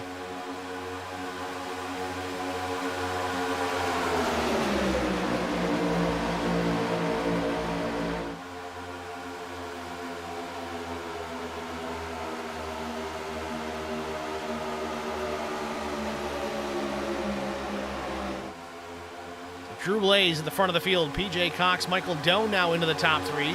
Blaney and Coburn, the rest of the top 5. Doan drops to the bottom here. No help for him, though. I know he must have had a run out of the corner, but no help to make it any better. No one is going with the 007.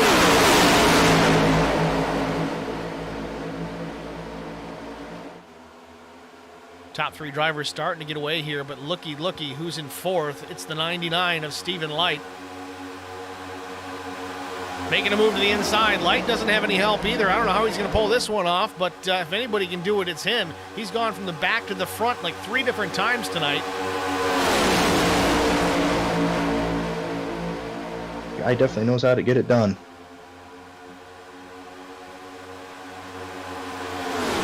Went back to the green here on lap 19. It's 14 and a half laps to go. I'm sorry, with 19 laps to go. Oh, contact! Michael Doan in the fence, down the back straightaway. Ken Couch in it as well. Everybody scrambling. We got the big one into turn 3. That's the big one. Wow. Justin Johnson in it.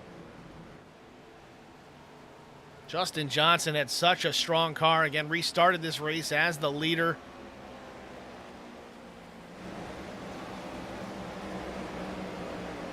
I'm sure he's got some damage. The car doesn't look all that bad, but it's dog tracking to the left.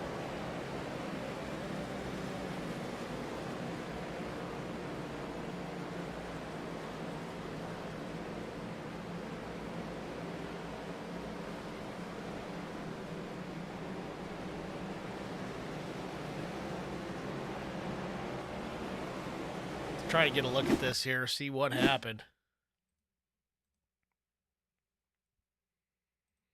All right, it's going to look like you got Michael Doan here, that black and purple machine on the bottom. And you've got the 00. That's Tommy Kohik. And I think Doan might have come up here. Let's see. There were 3 wide. Couch was on the outside. Kohik might have come down. Yeah, Catches the right rear. Down. Justin Johnson with just nowhere to go. I didn't see how Couch got turned, but he went around. Corey Deal, I don't know if he gets through this without damage. Does he? Boy, that would be a miracle. He checked up hard, and the guys split him on either side, but they ended up in the wreck. Geez, I think he made it through there. I want to ride on board with Corey Deal, see what this looks like. This will be the best view. Full speed. Engage.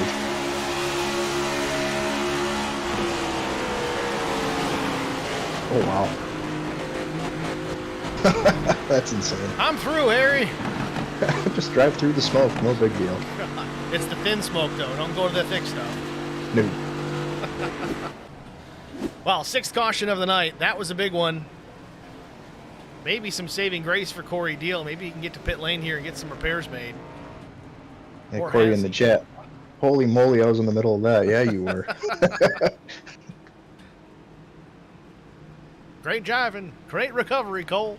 All right, I'm done with the Days of Thunder references.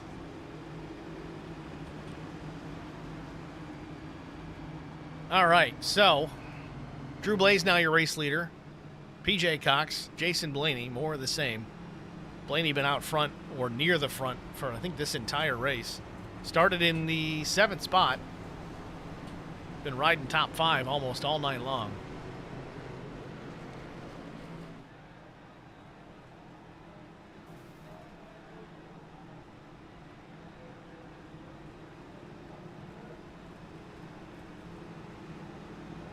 A tough break here. Looks like Jarrett Woodard. No, he's back out. I think he might have got a piece of this as well. This might have been one of the drivers that took to either side of Corey Deal. Car looks okay. Woodard spent about 24 seconds in the pits. A little bit of right rear damage.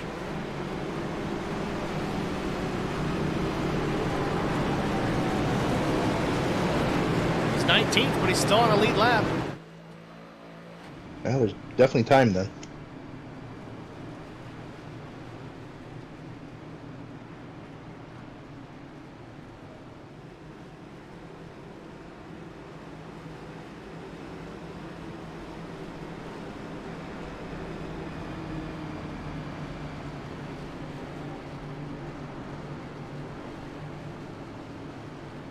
So pace car lights are off. Work turn 2 here down the backstretch. We're going to go green the next time by. It'll be 11 laps to go. Hopefully to settle it here from Daytona. It's been a crazy night. Typical Daytona, though. Kind of what we expected to see. Has not been a caution fest by any means. 6 cautions. I guess that's a few for a 250 miler, but hasn't seemed like a lot. Yeah, and I feel like we're not done with them either. I feel like there's going to be one more.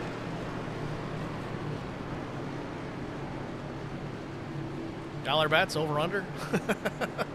The way, man, I don't know. Any bet I do with you, I really don't do that well here. Hashtag Chris Gones. Yeah, right. But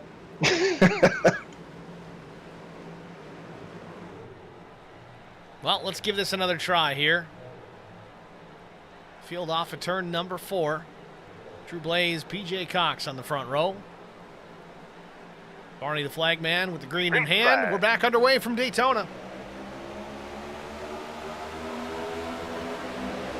Decent restart for Drew Blaze. Honestly, PJ Cox given the outside. An okay restart. Top 2 to the inside get a little bit too far out in front. That's going to allow the drivers in behind to close the gap pretty quickly here out of turn number 2. They don't have a whole lot of help. Of course, you do have Blaney there pushing the one and Drew Blaze, and you can certainly push Drew very hard, and even in the corners here at Daytona without risking too much.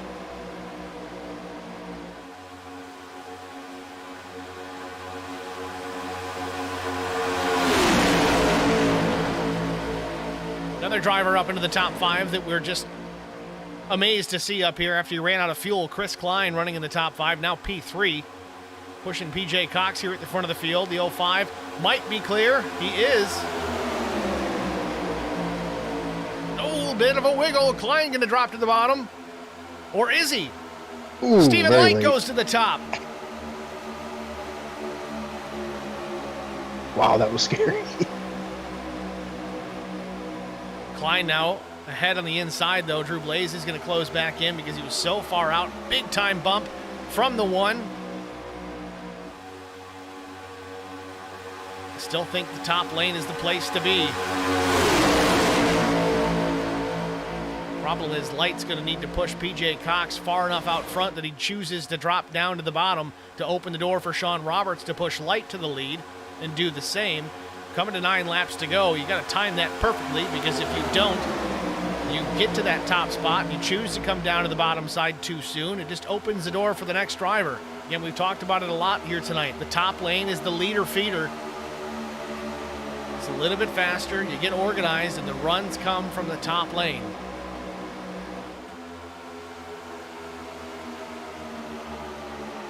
Also getting word that the 6, Robert King, was DQ'd for incidents as well. That was on lap 85.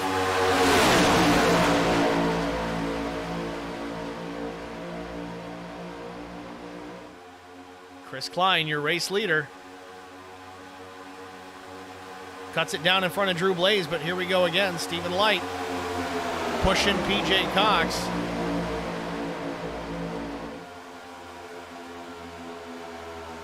Dane Lloyd in that 09 machine, the blue car on the bottom lane behind Jason Blaney.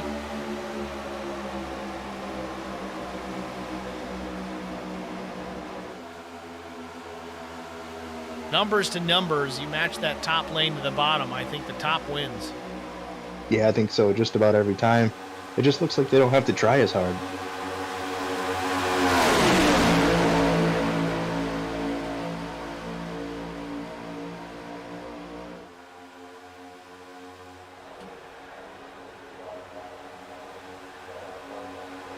Stephen Light, back to the point. 7 laps to go from Daytona. I was just going to say, see if Stephen Light goes back up the truck to block this run by Drew Blaze on the top side. Now he goes back to the bottom, pulls the bottom along. Exit of 2, he's probably going to go top side once again. Keep watching. We saw Dale Jr. get famous doing this. Doesn't make the move this time. Would have been close. You break a lot of momentum changing lanes like that. He's got room now. Almost too much room. You don't want to do it now. Yeah, tons of room. Almost seems like Drew Blaze checked up that lane to try and build a run. 6 laps to go.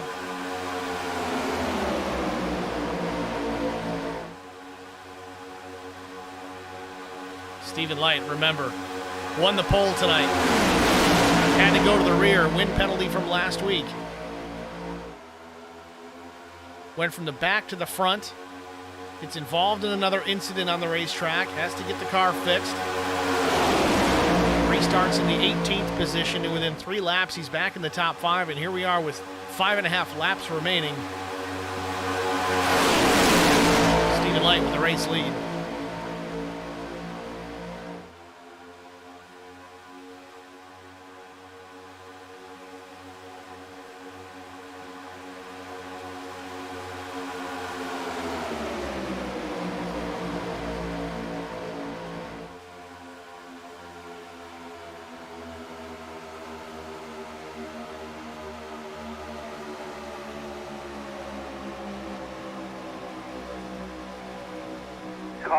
Caution on the Speedway. What can we do to try to help it if we do get another restart? Don't see what has triggered this yellow.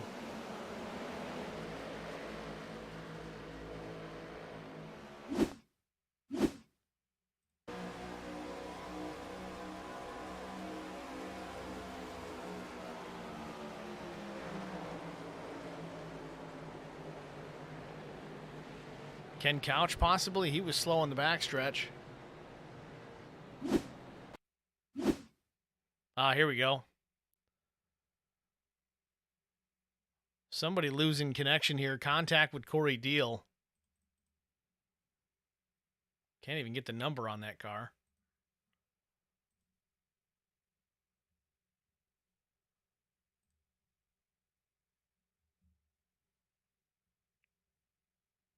It's Mark Mitchell in the 07.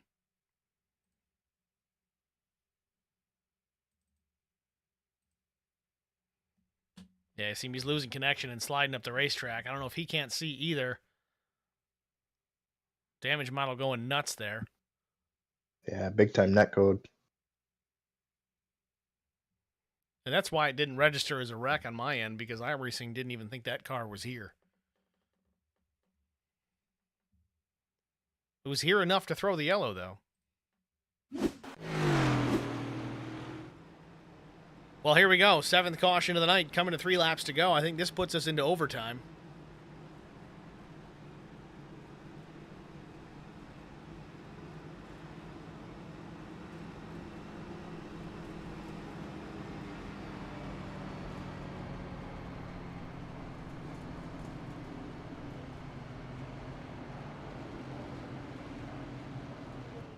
Lonestar Racing Cup Series does allocate 2 green-white checkered finishes if so needed.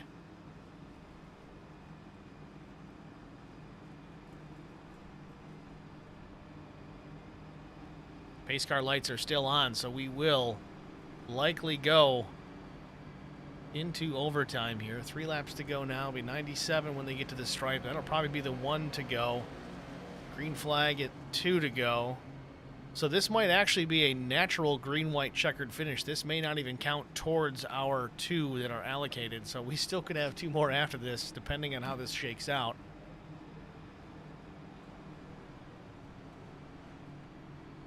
That's if we get the 1 to go the next time. If not, well, then we're going to overtime right off the bat. Pretty excited to see how this thing's going to end up. It's going to be some excitement here, I think. Get Tiller 1227 in the stream chat. Ghost car bringing out a ghost caution. Things I thought I'd never see in this race. Well, we were lucky enough to at least find the wreck, or at least the beginnings of it. Now, my wonder now is, was it really netcode? Was it connection issue? Or did that driver, the 07, make contact, get DQ'd for incident points, and then he just vaporizes into thin air? Because that's kind of how it happens. We saw it happen with Chris Goins. He just kind of disappeared. The old iRacing vaporize.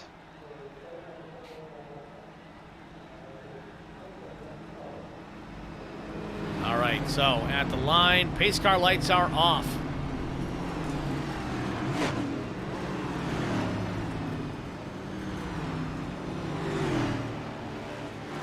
Going to get the restart here. It'll be lap 98. So because this was a 99 lap race, this does put us into a green-white checkered. This is officially our first attempt. If it was a 100 lapper, like 250 miler usually would be, this would be a natural green-white checker. But in this case, being 1 lap shy, we get to use our first green-white checkered finish. So if they mess this one up and we get a caution before the white comes out, we'll line them up and do it one more time. I've got confidence, though. I think they'll get it done. What do you think? Yeah, I think so. I think so. I think we're going to make it. We might have one more, but I think we'll be good with it. Now, I'm wondering if we're close on fuel for some drivers. Chris Klein, Jason Blaney, their last pit stop was at lap 63. Dave Coburn, Drew Blaze, PJ Cox, Derek Welch, Sean Roberts, Matt Sisler, all those guys, lap 63 for their final stop. Stephen Light was 78. Dane Lloyd was 78. Corey Deal, 78. Darrell Larson, 78. Some guys at the back pit, I think this time by, but Justin Johnson, I believe, I don't know if he had the fast repair or not, but you never know. Maybe if he did, he might have. He might still have a shot here. If these guys all wadded up in front of him, he gets through. Justin Johnson's still got a shot. Yeah, this being Daytona, anybody can win this thing. Well, here we go. First attempt at the green-white checker. The green is in the air. We're back underway here from Daytona to settle it. Stephen Light gets out in front here. Jason Blaney, Chris Klein, Dane Lloyd, Dave Coburn, the top 5. Boy, almost too good of a start, Steve. Yeah, he's going to have to play some games here. I know the top side doesn't have the numbers yet, but they might. Blaney's going to give him a big old push here. No! Ooh, that's tight. That's the problem. You catch him at the exit of the corner like that, he gets crossed up, and then you push him again. You run the big risk of wrecking the guy. They get away with it. Blaney a good driver at the wheel, so is Stephen Light. All right, who's going to come out and make this top side work here? They got 1 lap to do it. 3 wide behind him. Contact coming to the stripe. They're wrecking behind the leaders. Caution is out just before they get the white flag. So we line them up again. Almost made it there. Another few hundred yards, I think we would have been Still good. wrecking. Guys probably didn't see the yellow again. I think Barney needs to get a bigger flag. Justin Johnson wrapped up in this one too. Oh, Derek's trying to get stuck. him. He's high-sided, yeah. Derek Welch going to try and give him a push here. Oh!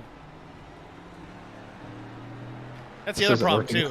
The torque these race cars produce, plus being up on the banking, it's very difficult to get them going. Haley says, oh my God, a caution. Makes it that much longer, Haley. Haley, dollar bets there won't be another one. I'll take that bet. Well, at least that'll be the end of the race, I guess. Yeah, it'd be a win-win. So let's go take a look here. Let's try to figure out where this one kicked off from. Sean Roberts, Derek Welch. Multiple drivers getting caught in this. Sean Roberts gets dinged a couple of times here. Still drivers just flat out coming through here.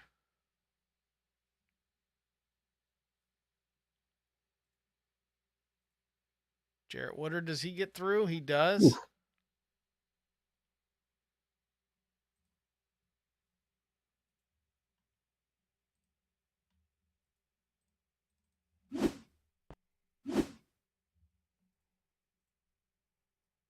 Ken Couch gets a big piece. He's going to catch the wall. Sisler, does he drive it through the grass? He does.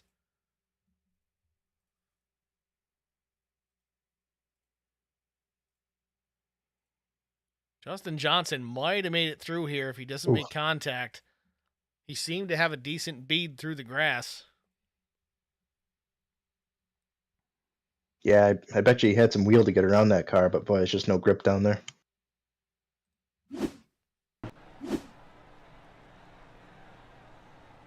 So Justin Johnson sits in the pit box. He's been there for a better part of 30 seconds, getting some repairs done.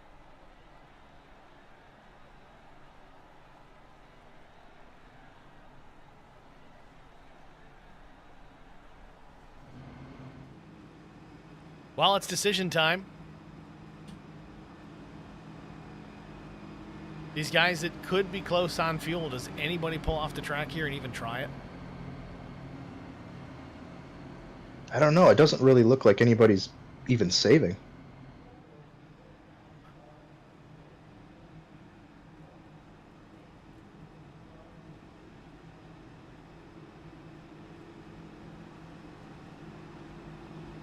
About to put lap 101 on the board of the 99 that were scheduled.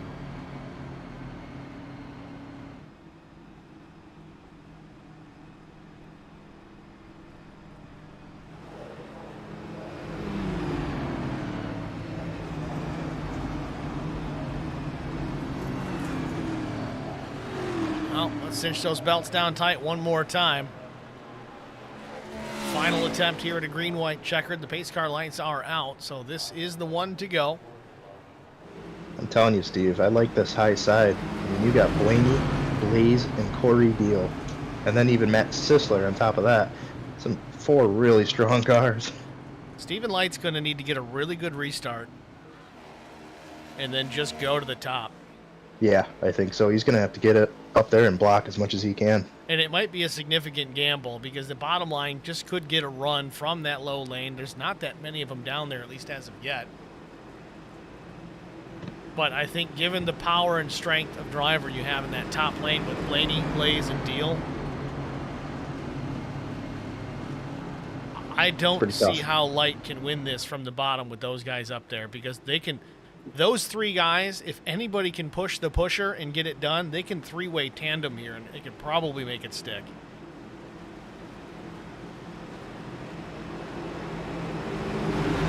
Now, if they don't make it stick and they all wreck... Then Steve's golden. I mean, Clay Atwood's got a shot here.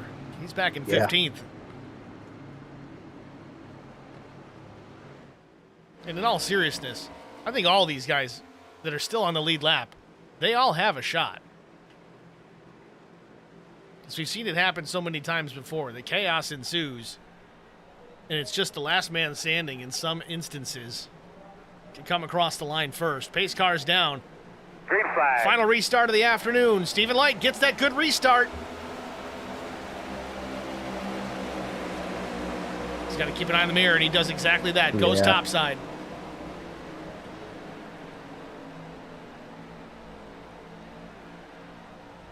Oh, Drew Blaze goes down low.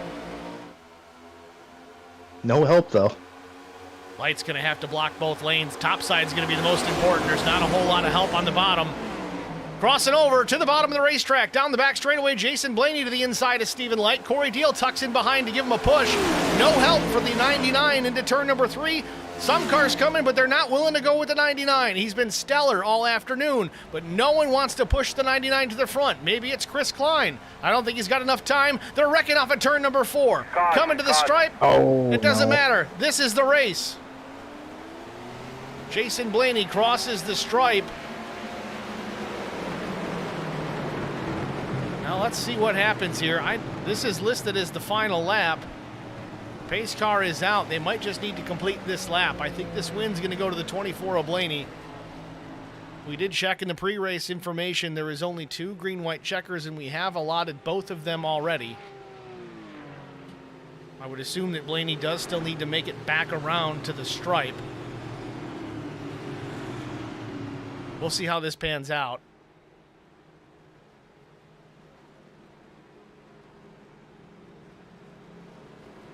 Yeah, really hope they got another shot at this. I don't think they do. Unless that first green-white checker was a true natural green-white checker. I don't think that it was, though, because the final lap was lap 100. We got a 99-lap schedule.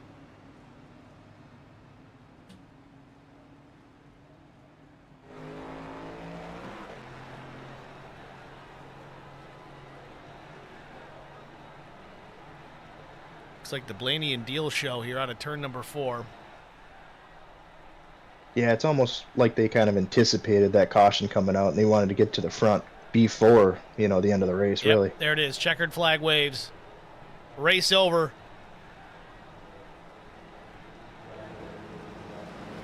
Jason Blaney, your race winner. Corey Deal, PJ Cox, the top 3.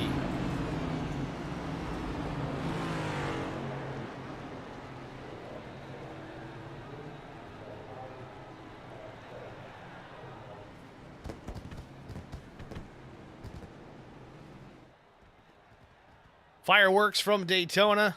Fireworks late in the race here. Drivers making their way around. We'll expect Jason Blaney up in the broadcast booth momentarily. We're going to jump out and get a break out of the way and have our top 3 up in the booth after this. Stay with us, folks. We'll be right back. I met Marco Scarza when we were doing radiothons for St. Jude Children's Research Hospital. We needed sponsors to help us raise money, and he's always the first one to jump in. I would describe Marcos and his team as upstanding, someone you can trust, and he is just a genuine guy. Marcos has been very generous. He has a genuine concern for people. You need somebody that cares about you. And that's what Marcos is, and that's pretty much what this firm is. The Garza Law Firm. Let us help.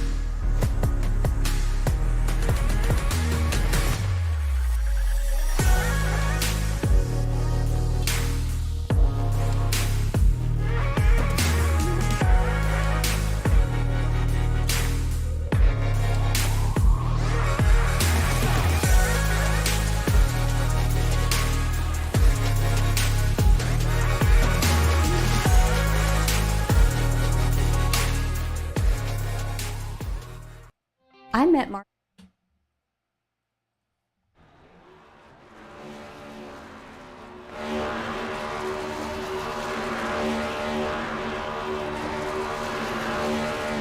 Back at Daytona, Jason Blaney celebrating here on the front stretch. Certainly a very happy man.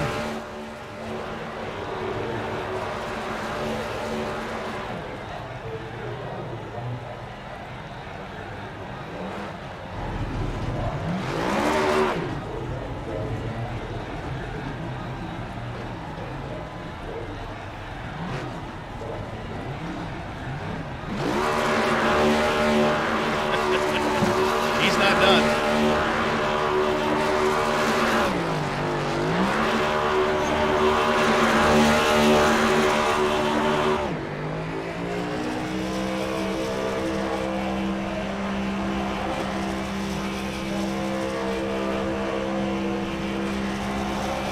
I'm no expert, but I think Blaney's trying to blow it up. Well, he's probably still got a faster pair. Send it. Then come out and do it again. Got to blow up that cheater motor. I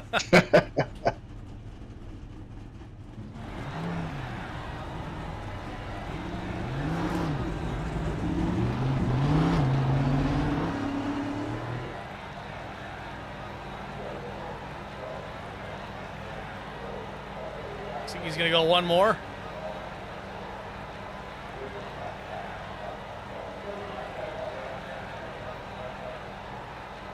All right, well, let's see if we can pull Jason Blaney up into the broadcast booth while he finishes up his cool down here. We'll get a word with our race winner.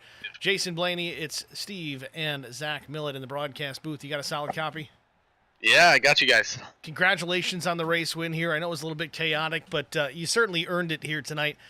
You started, I think it was in the 7th position here tonight. Worked your way up towards the front. You were, I don't think, outside the top 5 really for any length of time tonight. A hard charger and a front runner all night long, man. What's the secret to running this place?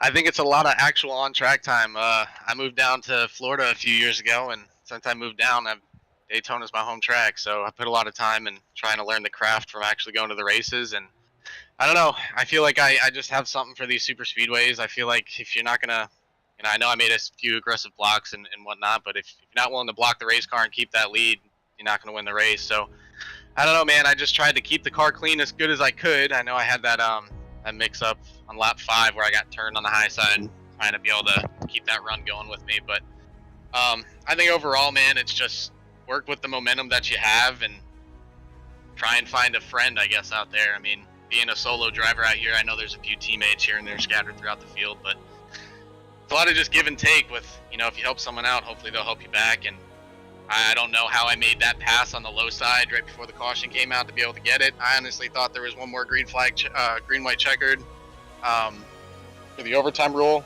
and then I saw that it was over, and I don't know, man. It was really crazy. I felt like if I was in the back, a lot of wrecks were going to happen back there. So staying up front kind of keeps you out of the trouble. And from lap 5 on, I didn't really get involved in anything. So just happy to be up front, happy to have the checkered flag.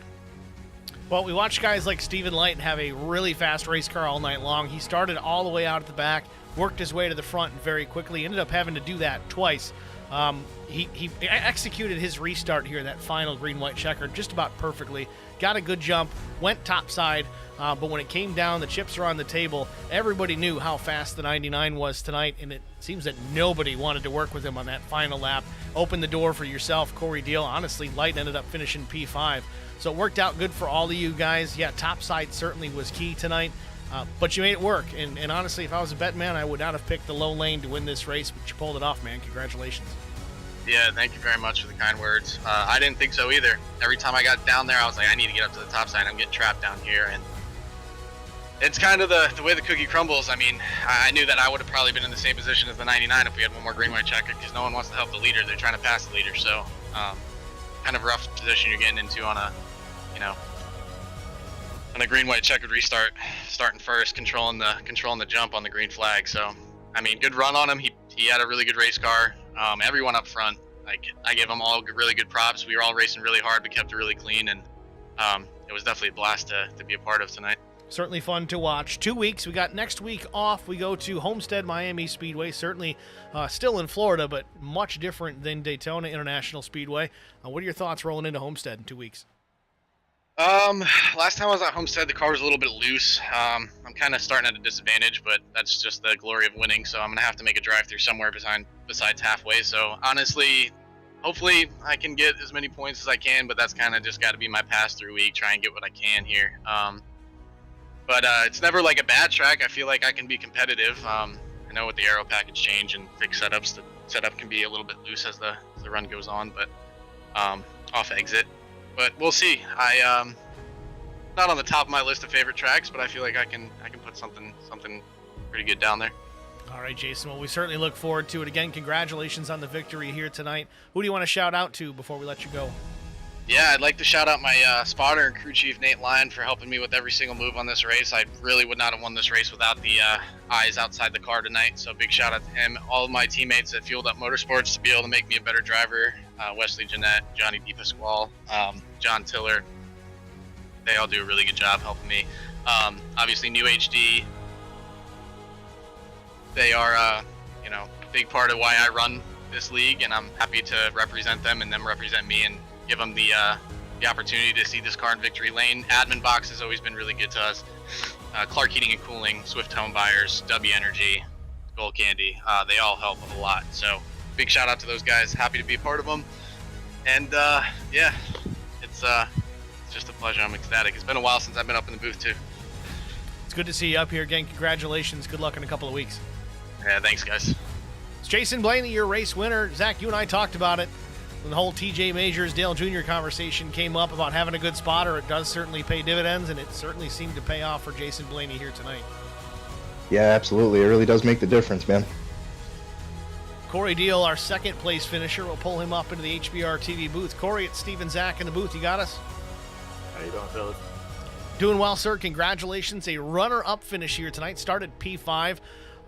You seem to have a really fast car all night long, battling up in the front, got into some chaos throughout the race, but you brought it home in the second spot, man. Tell us about your race. Yeah, that was exciting. I really don't have the words for it. It was just crazy. It was hectic. I mean, it's what you expect at a Daytona, I mean, besides missing green flag pit stops, that would have been awesome. But, I don't know what I was thinking and decided to spin the tires coming out of the pits and got a little damage, and I think it slowed me down, but didn't slow me down too much. And then I really don't know how I missed that wreck. I just let go of the wheel and just went straight. Jesus, take the wheel. Yes, sir. Yeah, it was an up and down race. I got put back in the back. I thought I wasn't going to make it my way up, and then just people started slowly picking themselves off, and I'm like, okay, maybe I'll dodge this wreck, dodge that wreck, and then I really wanted to try and work with Drew right there, but on that last green light checker, I just couldn't get behind him as I turned myself or stay up high, so I stayed up high, and then I don't know, I was just gut feeling just went with Jason, and then I was going to try and go around on the outside. I should have went early knowing we weren't going to make it back to the light, just like we did and do the the caution before, but I was hoping we would go around and take the light, but we never did. And I'll take P2. It was crazy.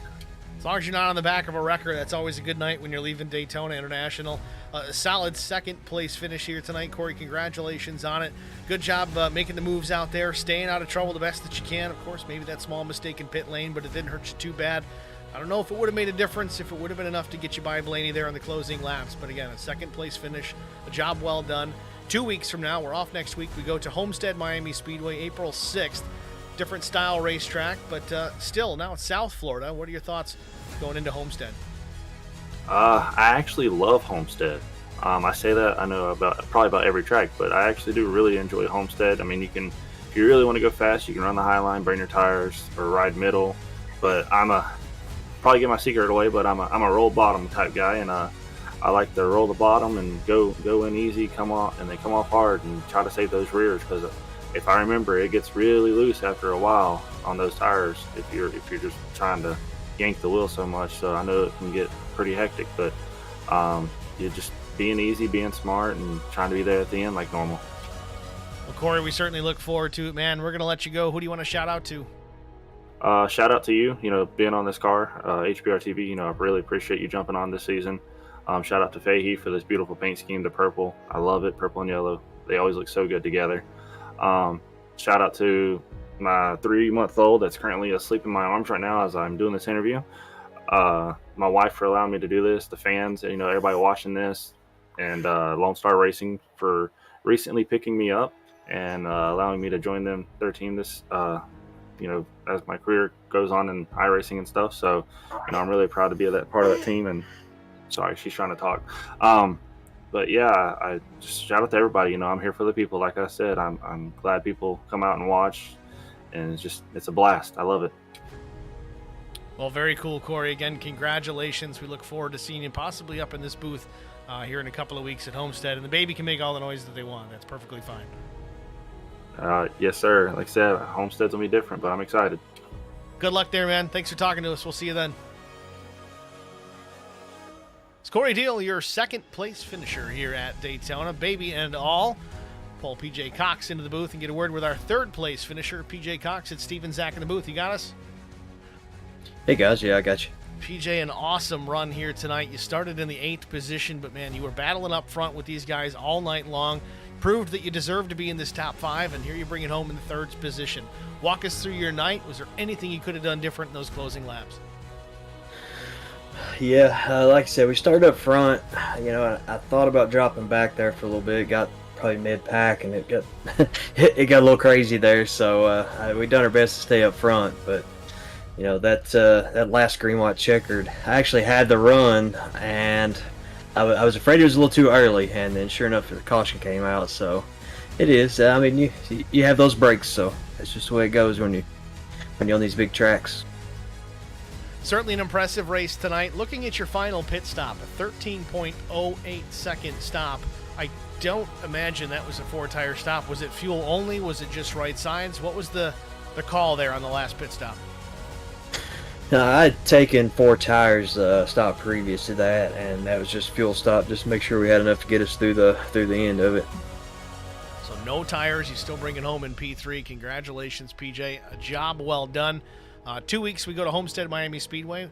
How do you feel about Homestead? Homestead's usually a good track for me. Car's a little on the loose side there, and I enjoy driving it. Hopefully we can just keep the car clean. Well, we certainly look forward to it. Again, enjoy the week off. Thanks for talking to us. Who do you want to shout out to before we let you go? Man, Garza Law Firm, of course you guys at Hollyboards Racing, and I can't say enough about these guys here at Lonestar, Justin, Drew, and all the other guys there. I came in and started racing with them, and they pretty much just taken me in like one of them. So I really appreciate it. It's one of the best leagues out there. Well, it's certainly been fun on our end to watch these races and cover them here at HBR TV. Again, congratulations on P3, PJ, and good luck in a couple of weeks at Homestead. Awesome, man. Thanks. It's PJ Cox, your 3rd place finisher here at Daytona International Speedway. So excited guys, and 2 out of 3 looking forward to Homestead. Zach, what do you think? What do you think of that place? Oh man, I love that place. I mean, that place is great. It really allows a lot of racing. There's multiple different lanes. It really doesn't get much better than Homestead. I love it. Now, I guess the question will be, we got to look at it. Is it going to be a day race or a night race? That's going to be a huge decision maker as far as how you drive the racetrack. Hot sun in South Florida is certainly going to burn up tires under the lights. Changes the handling pretty significantly. So we'll have to see how that plays out. But again, a couple of weeks, so we're going to take next week off. You guys be sure to tune into it here at HBR TV. Take a look at our race results here. Jason Blaney, Corey Deal, PJ Cox, your top 3. Drew Blaze was 4th. Stephen Light was 5th after a dominant performance. I know he didn't lead a ton of laps, but man, he had to have passed the most number of cars tonight. Coming from the back to the front at least twice. It might have even been 3 times. Just didn't have the help there when it mattered in the last couple of laps. Matt Sisler was P6. Chris Klein was 7th. Sean Roberts 8th. Jarrett Woodard was 9th. Justin Johnson in the 10 still managed to bring home a top 10 in the 10. Clay Atwood was 11th. Darrell Larson 12th. Derek Welch was 13th. Dave Coburn was 14th. 15th position went to Michael Doan. Clifford Bellamy was 16th. Nick Kolakowski was 17th. Dane Lloyd was 18th. 19th position went to Ken Couch. 20th was Stan Storm. Mark Mitchell took the 21st spot. 22nd went to Ken Blackburn. Mark Collins in the 45, he was 23rd. 24th, Tommy Kohik. 25th, Robert King. Jonathan Arn was 26th. Chris Goins, tough break for him, 27th. Jonathan Byram, 28th. Terry Crouch, 29th, out of this one early. Chris Muth Jr. 30th, 104 laps down. Tim Dummermuth 104 laps down in 31st. These drivers I don't believe took the green flag. Sure race the results here. The Daytona 250 plus, I guess we can call it, with the extra laps here. Officially running 105 laps if you count that final paced lap after the final caution came out to end it here at Daytona. It's going to wrap it up for us here at HBR TV. Zach, thanks for jumping in and helping us out. I know that wasn't the initial plan, but it's nice when you're off of work and you offer to help us out here at HBR TV. We do appreciate it. Yeah, man, anytime I can. I love hopping up here with you and catching some of these races. They're a pleasure to watch, and these guys are fast. It's great. It's a great league. Well, that's going to wrap it up for us here tonight, again at Daytona. The next scheduled broadcast for us will be this Sunday evening, the Knoll Bull Racing Series. Let's take a look. Where exactly are we running at Knoll Bull this weekend? Thinking old Dover. Monster Mile in Dover, Delaware. So tune in for that. We should be live here about 8 p.m. Eastern Time in the United States. For those international viewers, Haley. She's not the only one. We do have a couple. But again, for the third time, let's wrap it up from Daytona. Thanks, guys, for watching. If you haven't already done so, check us out on the website, hbrtv1.com. It is under construction. There's really only 2 links you can click, one for Facebook, one for YouTube. And please like, follow, share, and subscribe. Turn on the notifications. It certainly helps bring the streams out to more prying eyes, so to speak. It also helps that particular league get more eyeballs on them and potentially more drivers in the seat. So that's always a bonus. Thanks for watching, everybody. Congratulations to Jason Blaney. We'll see you guys in 2 weeks at Homestead. Have a good night.